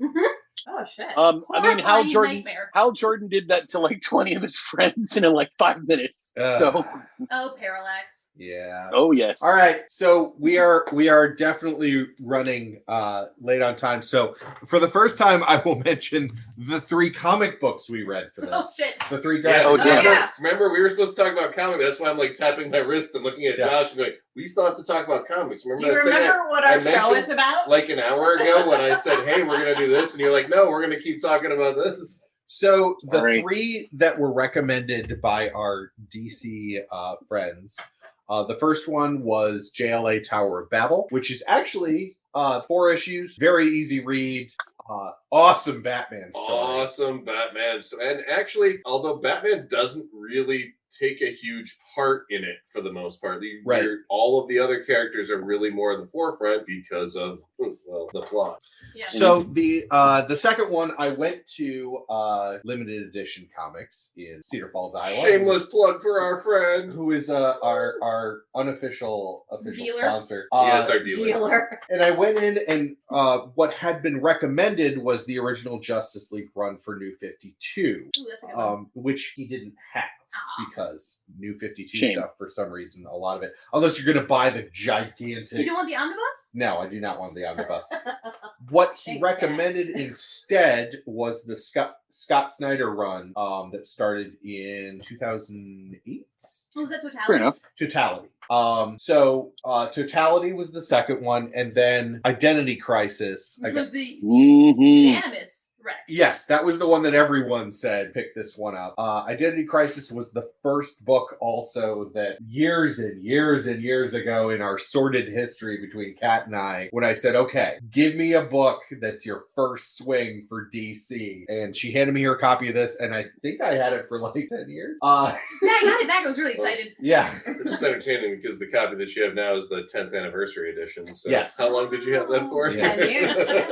There you go. I had it for a long time. So Identity Crisis was the third one.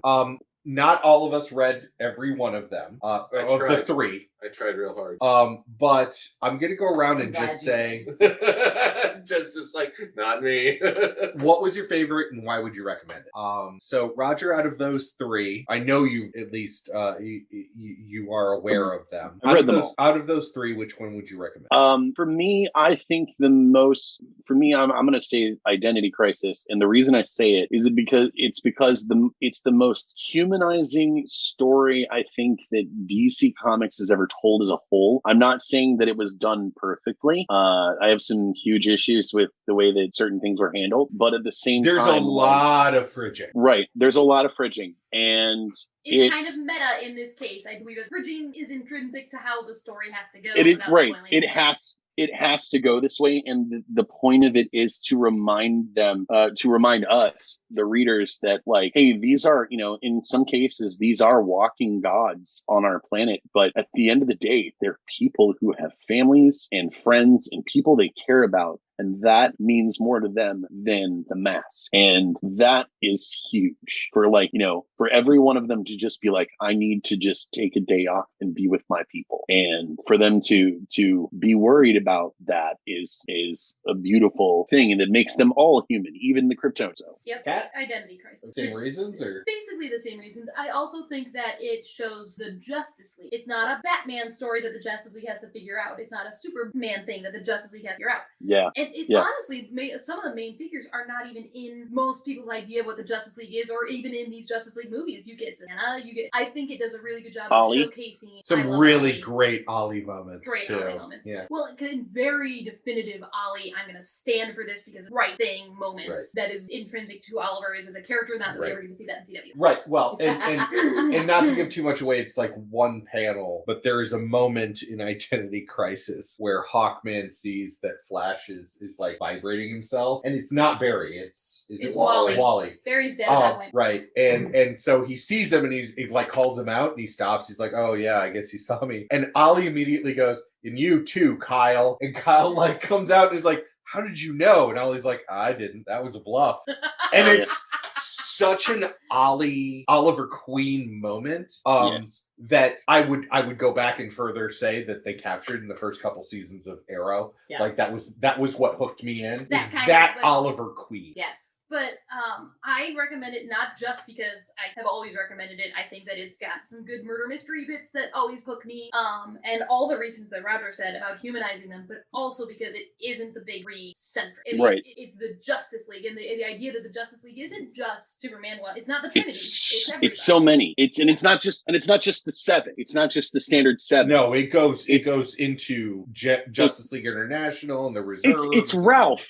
and it's Ray, and it's Ollie, and it's Kyle, and it's Wally, and it it's just really good. Yeah. Jen? Well, I didn't read JLA. That's Tower of Babel. No. Yeah. Oh, wait. What's Totality? that? You didn't read Totality. I Yeah, didn't read. right. I have, but I would have to say I wasn't a fan of Tower of Babel. It was, I did like Identity Crisis? Or Identity Crisis. Identity Crisis. Infinite Different. Crisis is very different. I liked it. Crisis easy. And mainly for many of the same reason, that it taught, it's really involving other characters. It's not the big one. You're also a murder mystery buff. Yes, I am. And from the beginning, it was who done it. Yeah, exactly. Tower of Babel was just, I don't know. I couldn't. It wasn't terrible. It just didn't. I would also say if anybody wants to watch an animated version of Tower of Babel, they can basically go check out the animated movie called Doom. Yep. Oh, okay. Superman Doom, The Justice League Doom. Yeah, Justice League Doom. All of the animated Justice League, Superman, Batman movies have been so good, except for Batman Ninja was dog shit, and Gotham by Gaslight angered me afterwards. Gotham by Gaslight was actually really good. Nope. But Batman Ninja, I'll agree with Kat, was total garbage. Killing Joke, the animated. I haven't actually seen that, and after you guys' recommendations, I'm probably not gonna. I mean, it holds the story. It just adds some things that are questionable. It's the only thing that Mark... I did not... Okay, I did not like that at all. But you liked the book. Yes. Oh, God. Yeah. Okay. The book was the book was the only reason that Mark Hamill would come back to do the animated. That was the only reason he said it was the only way he would ever come and play Joker again. Right, and then they that animated was...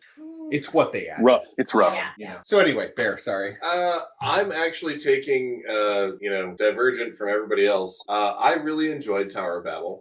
And honestly, because I think from somebody that is not a big comic book guy, I've got a little bit of comic background, but mainly, the movie guy out of the group, this was the most approachable for me. It had the most familiar characters. Sure. And we've got a comic that is ostensibly entirely about Batman, where Batman is not the main character. Yes. Yeah. So I think for people who are not huge comic book buffs and just looking for the next comic book to go after, if you're just the person that's been watching the stuff on TV, streaming, movies, whatever, and you want to go after something, I like Tower of Babel because these are the only really kind of new character that you're getting introduced to is Plastic Man. You're getting Plastic Man and you're getting Martian Manhunter. Okay. Those are really the only two. Or as I explained to Jen, Silly Putty Man. It's kind of what Plastic Man is. You're just playing into my... I know. You're like, it's another Stretch Armstrong. Right. Oh, but John has such a good Plastic Man run.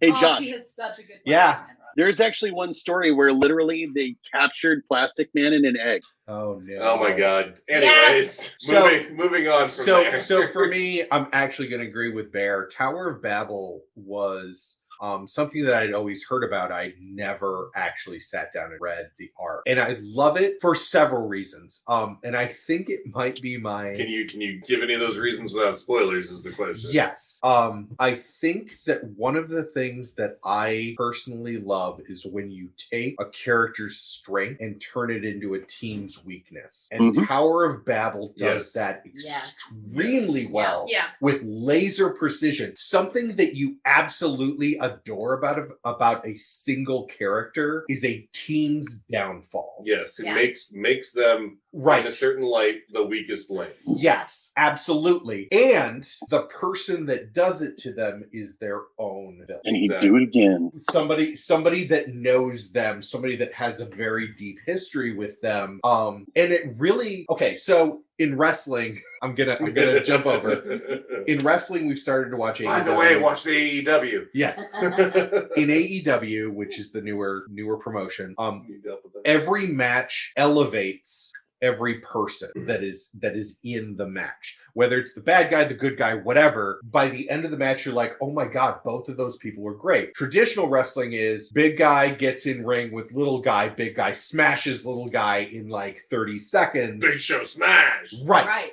And walks away. And now one guy looks strong, the other guy looks weak as hell. Tower of Babel, for both the heroes, all of the heroes, and the villains, makes everyone look look golden. It makes everyone look threatening, strong. Nobody comes And away. then you get to the end of it, and then you have a weird moment of both reconciliation and rejection. Yes. Yep. Everyone comes And away it's not the winning way you'd and expect losing. any of it to happen. Yes, everyone wins, everyone loses. That's what I look for in my comic Which books. is why I said, out of all of them, that's the one I appreciated most. It's the most approachable for people that are not comic book nerds. Personally, for me, of the rest of them, Totality is number 2, but only because it's got a great build up with a shitty payoff. It's like a ruined orgasm. I'm sorry. It's you got going, and then at the end of it, it's just like, listen, we all need to deal with the evil inside us. I think the whole end of the plot in totality was done better in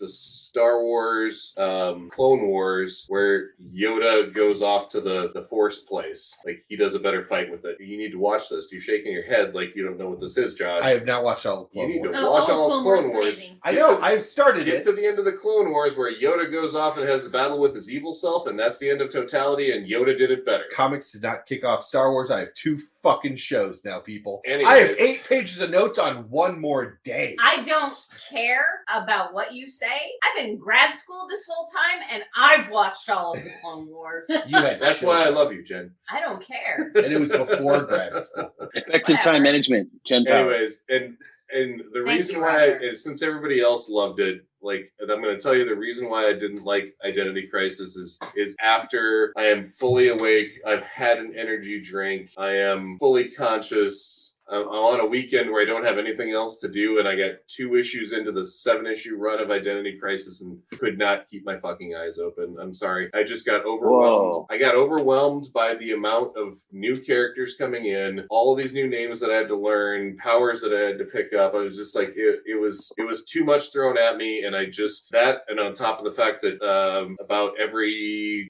2 to 3 pages, it was like 4 hours from now, 1 hour from now. It's like I've got 6 different timelines I'm trying to keep track of that are all counting down to something, and I don't know what the hell it is. Like, this was not approachable for me.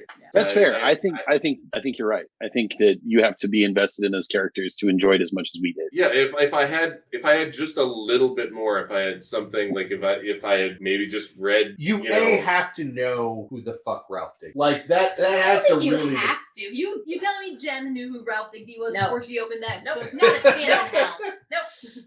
Some people. I think Does it help because then it makes you sad because you love Ralph Digby? Because how Well, can you not? Because he's just a In sweetheart. circumstance, when you're I reading also got a little bit of the whole, much like Snyder, where I'm going to beat you overhead with every little detail, where they started off telling me, yes, a minor character is going to die. And like somewhere in the narration was killing it. Like the narration is telling me what's going to happen. So I'm less invested now that Ralph Digby's wife died, because they told me that somebody's wife was going to die. And Ralph Digby is the biggest character. He's 10 years old. It's fine. You can't really spoil it. No. And It's then- the very beginning impetus of what happens. But yes, That happens in the Yeah. first issue, so Yeah. it's like it's not a huge. but that's the spoiler, thing. We were actually very recently we watched the director's, like the whatever director's cut of The Blade Runner. Final cut? Is that Final what cut. it's called? Final Okay, cut. so Of Blade Runner, and But- they took out all that bullshit So- voiceover narration at throughout the movie. It was better. It's the only version of Blade Runner I've ever seen. Because every time I was like, oh, you've never seen it, you have to. No one could ever agree on which version I should watch. I'd be like, okay, cool, which you one should should I watch watch? 2049. And it would trigger an argument. And No, so I when think- 2049 came out, I was like, No, someone just tell me which I version to think watch. you're right. The final cut is probably, if someone is watching it for the first time, they should watch it. I am old. I saw the only version that was available for anyone to Theatrical see cut. until the director's cut was available, and that was like 10 years plus after the It first was also version. 3.5 hours. I know, I saw it in the theater. And I loved it, but I love that movie, and it speaks to, if you love a vehicle, watch it however you want to watch it. Like everyone's like, no, this one's better, and I'm like, but I love them all. Well, I have and the that same thing brings about us- Dune, Yes. because people look at it and go, anything Brian Herbert wrote is garbage. And I'm just like, you don't love Dune if you don't love all of Dune. Yeah. I love gas station hot dogs. Like I will eat a gas station hot dog from any gas On station. the roller with the Right crispy ends. on the roller. Like, you can't tell me you love hot dogs if you don't love gas station hot dogs. I think that brings us full circle. which Yeah. is Yes, Dune and hot dogs brought us back to even Blade when Runner. Justice League. even bad DC, and there's a lot of bad, I almost always have ended up liking it, as long as it hasn't been touched by Zack Snyder. And that's why this has been really hard, because I have friends who are big DC fans, and usually it's us. It's like the trailer for Suicide Squad drops, and I am that friend, and I'm like, oh my god, did you see Harley in that trailer? This is gonna be so good. And it's so hard because I feel like I got left behind a little bit in the last few years, because I hated Man of Steel, and I hated Batman v Superman, and I enjoyed Justice League, and then I hated this cut of Justice League. And it's really frustrating, because usually I want to be with the other underdogs. I want to be with my other DC guys being like, yeah, fuck them, it was still good. And it's so hard to say you can't love DC if you don't love all of DC, when I don't. Theoretical question for you, Kat. If you had watched the Snyder Cut without the subtitles, would it have been better for you, do you think? No, it would not have changed the fact of what they did to Lois Lane. It wouldn't have changed what they did to Martha Kent. It wouldn't have changed 90% just checking. of my problems. Like that was just this thought that keeps sticking in my head for everybody. Not being I also watch movies with subtitles, so a fan of DC, I am willing to be your underdog friend. Well, because to be I fair, feel like the things I'll be your friend, Kat. the things that I've discovered through this show that I like about DC are the things that you have helped me see. Yeah. So you can IM me anytime. I'm happy. I was about to say, Jen, you're not a fan necessarily of Marvel either. You got no dog in any of these fights. I do not. If it ain't Sandman, you don't give a shit. Listen, hey, Neil Gaiman. That's a DC. That's a shall DC not product. be touched. No, Vertigo isn't DC. We've gone over this several times. it is too. Also, They shunted them away. my author does not belong to your genre. Listen, you know what I'm waiting for out of everything? Anything DC could possibly put out is because of Kat. No. I am waiting for a Power Girl movie. They'll never do it. I know that. It's impossible to explain. I'm just saying, when that movie comes out, I'm there with you. I will be excited. I'll be like, show me why this is awesome. We almost got a Batgirl movie written by Joss Whedon, so that would have been terrible. Just saying. We might still get a I'm just Batgirl It would have movie been powered someday. the shit out of her. It's Well, just also sexualizing her, and I bet you'd have fucked Bruce. Yeah, and the actress would have ended up like suing him. Yeah. But The problem with Whedon is it's not that he sexualizes, but he sexualizes in a kink. He wants women to oppress men. Yes. Himself. He's primarily. Oh yeah. Okay, we figured this out. He's Whedon's a sub. So He wants to get pegged by Wonder Woman. But I said that out that's loud. the problem is You did. he projects that weird energy when he's directing, which is obvious because people complained about it. Yeah. You know, and it's like, I don't have a problem with a director saying, you know, women should subjugate men if that's what the story needs to be. That's fine. But Professor Marston is intrigued. But it's but when it's your weird king and you're making people do this for a movie that doesn't really call for it, that's where we have problems. I don't know, but I think you can argue that for both Whedon and Snyder. Yes. And that's absolutely. He just wants to be paid by all of them. He can. He just can. But Help me, please. But that's where we go back to from what Bear and Jen were both saying is if you like the Snyder Cut, none of us are here to say, well, you're fucking wrong. Like these are all our opinions. There were good things about it. There absolutely were good things. If you are a Snyder fan, awesome. Good for you. I was extremely excited about Sucker Punch and then found out that Snyder's vision of things just is not for me. Well, I don't know what the background is on Sucker Punch is. I still own it, and I kind of enjoy the movie. Please don't spoil it. No. It wasn't the background. It's all right there in the movie and watching what. So when the movie came out, I was excited to see it. Yeah. I was like, oh, this looks like it would be fun because, you know, spoilers. I think we've already talked about the fact that it's the movies that are about a video game. No, about a video game. Ready Player One? Milla Jovovich. Resident Evil. Resident Evil. Okay. So I was a fan of Resident Evil. And then Sucker Punch came out and I'm like, whoa, this looks similar. This looks fun. I was not into video video games. I knew nothing. I didn't even know that movie was about a video game. And Sucker Punch came out, and I'm like, that looks really good. And it came out on HBO or something, and I had it, and so I like put it on, and my kids were around, and we were like, oh, this is gonna be fun. This is gonna be like Resident Evil. And like 15 minutes into it, all three of us were like, let's go outside. So Sucker Punch, if you cut out all of the real world things and put it to a bitchin' soundtrack, is just a live action badass heavy metal. Yes. Like the animated The movie heavy soundtrack metal is amazing. Yes. Yeah. But shout out to Lisa Kluss, who will never ever fucking watch that movie again. Oh, she hated it a lot. But the thing, there's good DC stuff, and there's good DC stuff coming down the pike, and there was good DC stuff after Justice League. Aquaman, I don't think you say it's not a great movie. I loved it. Shazam! Shazam was fun. It's Aquaman just a Shazam was super fun. movie. Yes. Shazam was super fun. Nobody can argue It that. was fun, and Aquaman was fun, and And Suicide- 1984 was. We're not going to talk about that. Right. Like, it was. Aquaman. We was had another amazing. Wonder Woman movie. Yay! We had 1984. Right. Yep. Please. Yeah. Like. I like it. I don't Okay. care. And I'm trying to be positive. the new Suicide Squad looks so It goddamn does. good. I cannot wait. Yes. Also, Jen, in this whole DC flood, and partially it was Ron Funches in the animated Harley Quinn series. She has become such a fan of King Shark. Dude, I love King Shark. Oh, but I'm so bummed. Like in the movie, can we please have Ron Funches is an amazing King Shark. He's so good as King Shark. Just a quick pause. I am glad that we live in the timeline where we can have a debate about who's the best King Shark. Right? Yay! I'm happy with this world. With people who are not necessarily DC people. And they're not making fun of it. It's not No, like an ironic, both sarcastic. look like they're going to be awesome. So yeah, there's a lot of good No, stuff. I'm still mad. I'm mad. I don't know if you're gonna have not Ron Funches because you're going for at least a little kind of more serious. Sylvester Stallone. Stallone is okay as a voice. All right, fine. But Mr. T would have been better.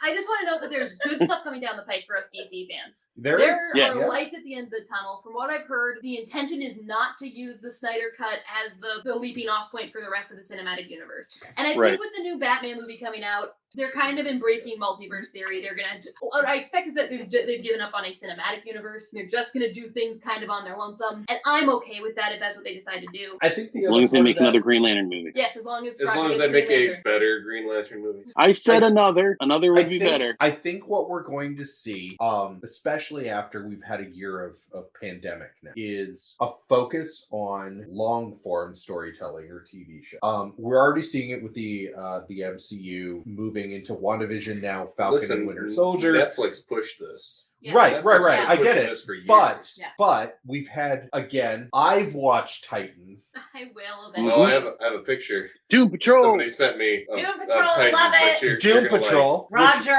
I am a huge fan of Doom Patrol. Doom Yeah, Patrol. Doom Patrol the new was series great. is really awesome. Hit me up. I'll tell you what to read. The CW found, in my opinion, I've only watched the first episode, but I will say the CW found their perfect niche in Superman and Lois because it is a show that has drama without being melodramatic, but it also has the opportunity to go all full superhero, and it doesn't. I still think y'all Josh, need to watch you've Black seen Lightning. 2 but- episodes. It's the I love CW. Black Lightning. Right?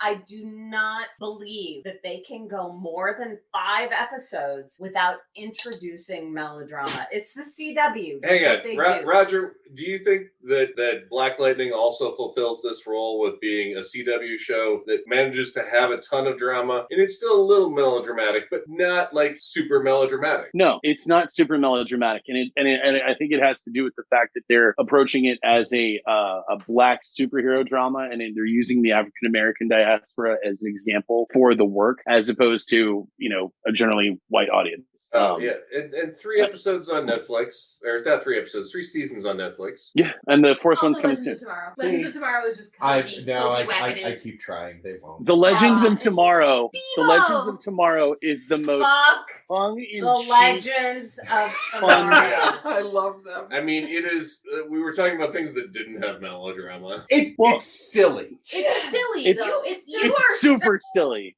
Oh, why do you like that shit? I don't understand. What? So why do you like John Waters? It's probably the same. What you got, Roger? The reason that I enjoy the Legends is because it's like there was this huge setup and they're like, this is super serious and you guys are going to save the world all over timelines and whatnot. And it's Flash and the Green first Arrow. season. The first season was kind of that. Yep. And then they kind of went, we've kind of fucked reality. We're just going to kind of have fun with this show. And there are so many examples of that kind of stuff in DC Comics where they didn't take themselves so seriously. And if you watch, like, for example, the interactions between the Rogues Gallery for Flash, like this kind of interaction between Mick and Rory, like they deviated from it a little bit, but there are totally interactions like that in those groups. And it's a lot of fun, because the Flash villains are very serious about their role, but they get to have humor in it. And because it's a lighter comic, they do it. It's those moments where Barry sidles up next to one of his Rogues Gallery at a bar being like, buddy, you've been doing so good. Yeah, like, right. Mark Hamill. With Mark Hamill. Right. Well, and that's the thing, is that's also why Legends of Tomorrow was my gateway drug to Flash and watching more of the Flash. Because again, the Flash has more melodrama. Run, Barry. Yeah, oh my God. Barry, no. Run, Barry, yes! But yeah, it's Legends. Stay tuned for next episode where we have that same theme with sorry. Sabrina. No, Sabrina, yes! Wait, but Josh was watching The Flash. We're doing Archie comics. And it was I don't even know I don't know. I watched 15 minutes of it. It's the third season. And it was one character who was hiding something from the rest of the team. And then another character that discovered it. But it's like, we're still doing this 3 seasons in? Yes. And discovered it. And then the other character made that character promise they wouldn't, whatever. And I'm like, you're watching the CW. And then, like, within that 15 minutes, it was that character told the other characters. And then the other character was like, you said you wouldn't tell. It's like, are we 6 years old? Yes. Are we 6 years old? Yes. To be fair, this is the CW, and Sam and Dean. Sam and Dean have been hiding shit from each other for 15 seasons. Oh, it's true. That's true. Fuck, but they don't do it in the same. Like, it's not. It just doesn't feel so saccharine. Castiel, I got to tell you the secret. Okay, I totally told Sam. What? Right? Yeah. Yes. It's just the CW. You're right. Superheroes or not. It's the CW in general, and it's proto CW. It goes Vampire Diaries. Oh no, it goes back to Smallville. Okay, so you're not winning me over, Roger. It goes to hold on, but it goes to Buffy. Yep. Same shit. Yeah, I didn't like it there either. Well, no, that's because you're, but like, because I'm old. No. I can tell you right now, if I go back and watch Buffy again, I'm not going to enjoy it as much as I did when I was in my 20s. I would say it's just because you're tired of people's bullshit, but you know how old I was when I was tired of people's bullshit? I was 3. I don't know. All right. Well, let's instead of this being a 4-hour Snyder Cut episode, let's just say final thoughts, and I will start with Kat. To wrap up my rant beginning, it's hard to be a DC fan. I live in constant hope it will get better. Every time they announce a new DC project, I'm like, this one's gonna be great. When Man of Steel got announced, I was so excited. Aren't you also a Texans fan? Not anymore. Hey, don't you bring sports into this? Don't mess with Texas. Oh, Blues fan. There you Let's make fun go. of my bluesness There you and go. allow me to say, we won the Stanley Cup. And the Blackhawks didn't get to go to the playoffs that year. It was a double win year. But damn, I live in constant hope that the next DC thing is going to be good. And when Man of Steel got announced, I was so pumped for it. And then my husband read the spoilers. And then I was like, let's go watch Man of Steel. And he's like, no, I don't feel like it. We avoided it until it was out of theaters. And I got so mad that when it got on rental, I was like, we're renting Man of Steel. I'm pissed we didn't watch it. And we start getting through, and I start watching it by sitting up and excited. And as the movie goes on, I slouch until I'm laying on the couch in a depression. And then it gets to the end, and he snaps Zod's neck, and I pop off the couch, point at my TV, and go, fuck you, that's bullshit. And my husband from the other room, who did not watch this movie with me, just goes, that's why we didn't see it in the theater. I didn't like Justice League, not the Snyder Cut. But I love the Whedon Cut for the most part. It'll get better, DC fans. It will. I believe in it. I live in constant hope. Like Superman's logo. Like Barry Allen. Yeah. Roger, final thoughts. Final thoughts. Snyder Cut made some interesting changes. I would say that both of them have value to watch. I like Cat. I love DC, and I've loved most everything they've put out, even when it's bad. That said, I really have an issue with the way that the DC cinematic universe has been played out. I feel like it's way too dark, and they're forgetting a lot of the time that these walking gods are also people, and it makes me sad to not see the human elements of those stories. Fair. Listen, the DC cinematic universe hasn't failed. It's just found one more way that doesn't work. That's very hopeful. It is. Thomas Very said it. sweet. Is that That's it? all I got. That's all you got, Jen? I would say that my, I'm not going to say deep dive. My dip in the water that I've done here has made me more interested and more invested in seeing better stories. And I kind of see it on the horizon with the sequel to the Suicide Squad. I think that the movies that are out there now are flawed in what I've seen the written material be. And so I agree with Kat. I think that there are better stories told, and I look forward to seeing them. So I agree in the same way.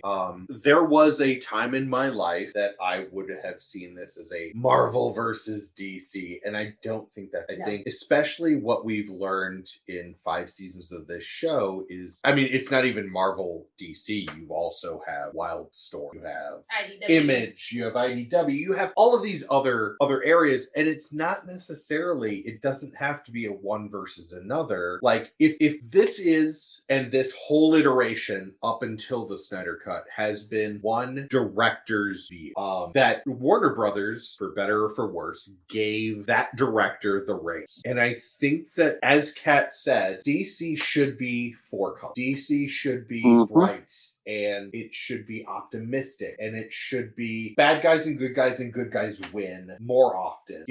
You can have setback. DC more than Marvel, I would argue, is right. Yeah. I kind of feel like DC right now is at the Marvel, like Tobey Maguire Spider-Man level. Yeah, but not even that, because Tobey Maguire Spider-Man still had Doc Ock.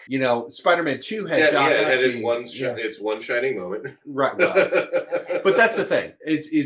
I see a lot of potential, and especially when we read more comics, because now I've been introduced to Ralph Digby. I've been introduced to Plastic Man. I've been introduced to a lot of these heroes that I'm like, oh, okay, that's what I like. It's just they're not the big three. They're not on the forefront. And I think DC more than Marvel says, here are our big three: Superman, Batman, Wonder Woman. And if nothing else, you will like one of these three. And growing up, I was like, okay, cool, I like Batman. That's where I was too. Where Marvel kind of has a palette, has more of a palette to say, here are more of our characters that are up front, but and you can choose your favorite. Even growing up, we had more Marvel. Like, right. I'm a Gen Xer. You're a Gen Xer. We had Spider-Man on Electric Company. We had the X-Men animated series. We had a Hulk TV series. Yeah, 70s. Fantastic Four TV series. 70s. Right. Hulk TV At the series. same time, Batman the animated series was the first big. But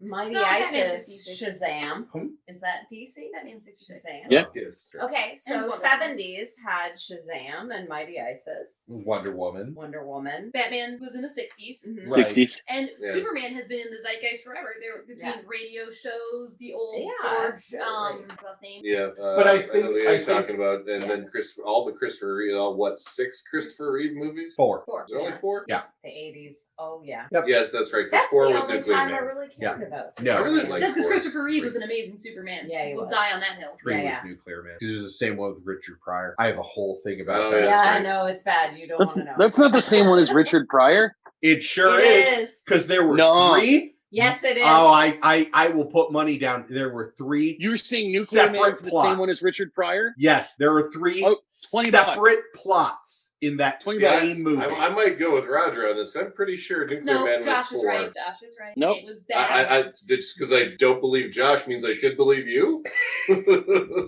I'm with Superman Roger on 4, this one. It's 2-on-2. Superman 4, The Quest for Peace, is the one with Nuclear Man, and Superman 3 is the one with Richard Pryor. Oh shit! Because no, you're right. They You're talk right. about it in No, you're right because But the 4 is one the with one where they Nuclear- got the original Lex Luthor back. But the one with Nuclear Man has like No, they 3 Gene plots Hackman in it. for the You're not first wrong 4. about that part. Yeah, Yeah, but what we were specifically talking about was Nuclear Man was 4. So thank you, Roger. We were right. Yes, I can't wait to collect my money. I'll be walking to Iowa. See you soon. Yep. We have a space for you, honey. But anyway, sweet. So the point is, I have an appreciation for DC that I did not have before this show, and I have a hope that Kat has, because I've also seen the animated stuff, and the animated stuff, by and large, is Well, in the phenomenal. 90s, the animated stuff was, for both DC and Marvel, the animated stuff that was on TV was freaking amazing. right. Yeah. But the current DC But DC is keeps making really great animated movies. Yeah, they Yeah. do. Well, but they also make really good series. I mean, I'd also like to point out right Harley now- Quinn series was amazing. I'd also Right. like to point out right now that even though Jen won't appreciate it, Teenage Mutant Ninja Turtles, also DC. no IDW. IDW. No, that's technically, they're from the Daredevil universe. Yeah, very Yeah, technically they were but created by the they're same but stuff. they're owned by IDW. They're not And a that's DC fine. They property. can stay in the sewers. Yeah, that's fine. It's okay. It's fine. Except I for don't care. they've been there with Batman, which makes them, in my mind, be part of the DC universe. Okay, well, Marvel has had a crossover with DC. Does that make DC part of the Marvel universe? I had a pet turtle once.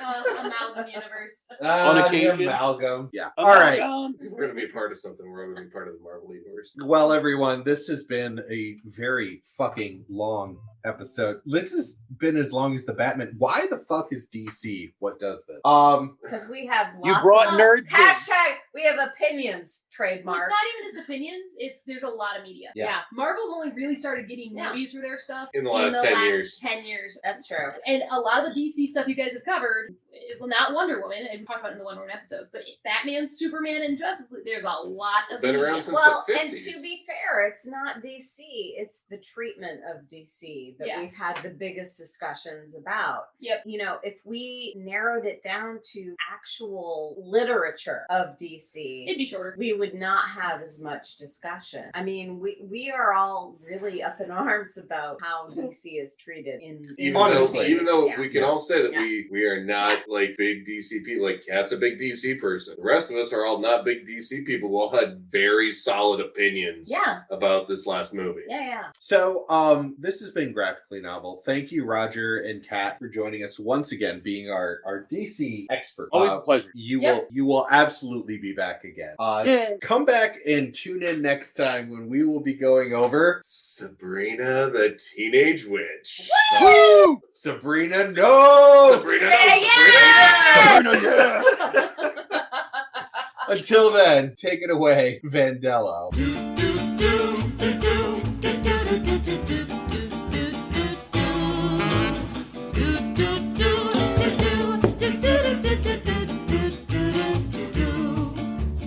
Come with me, I'll tell a story that you might have heard before. Graphically novel, but the same old trouble. Villains always knocking at the door. Pretty pictures on the page, but nothing ever stays the same. Do do do do do do do do do do.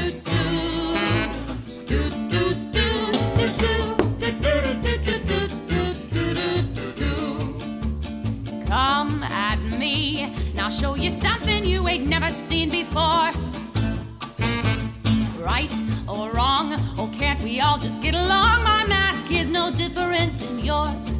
Pretty pictures on the screen, but nothing's ever as it seems. Do do do do do do do do do do do do do do do.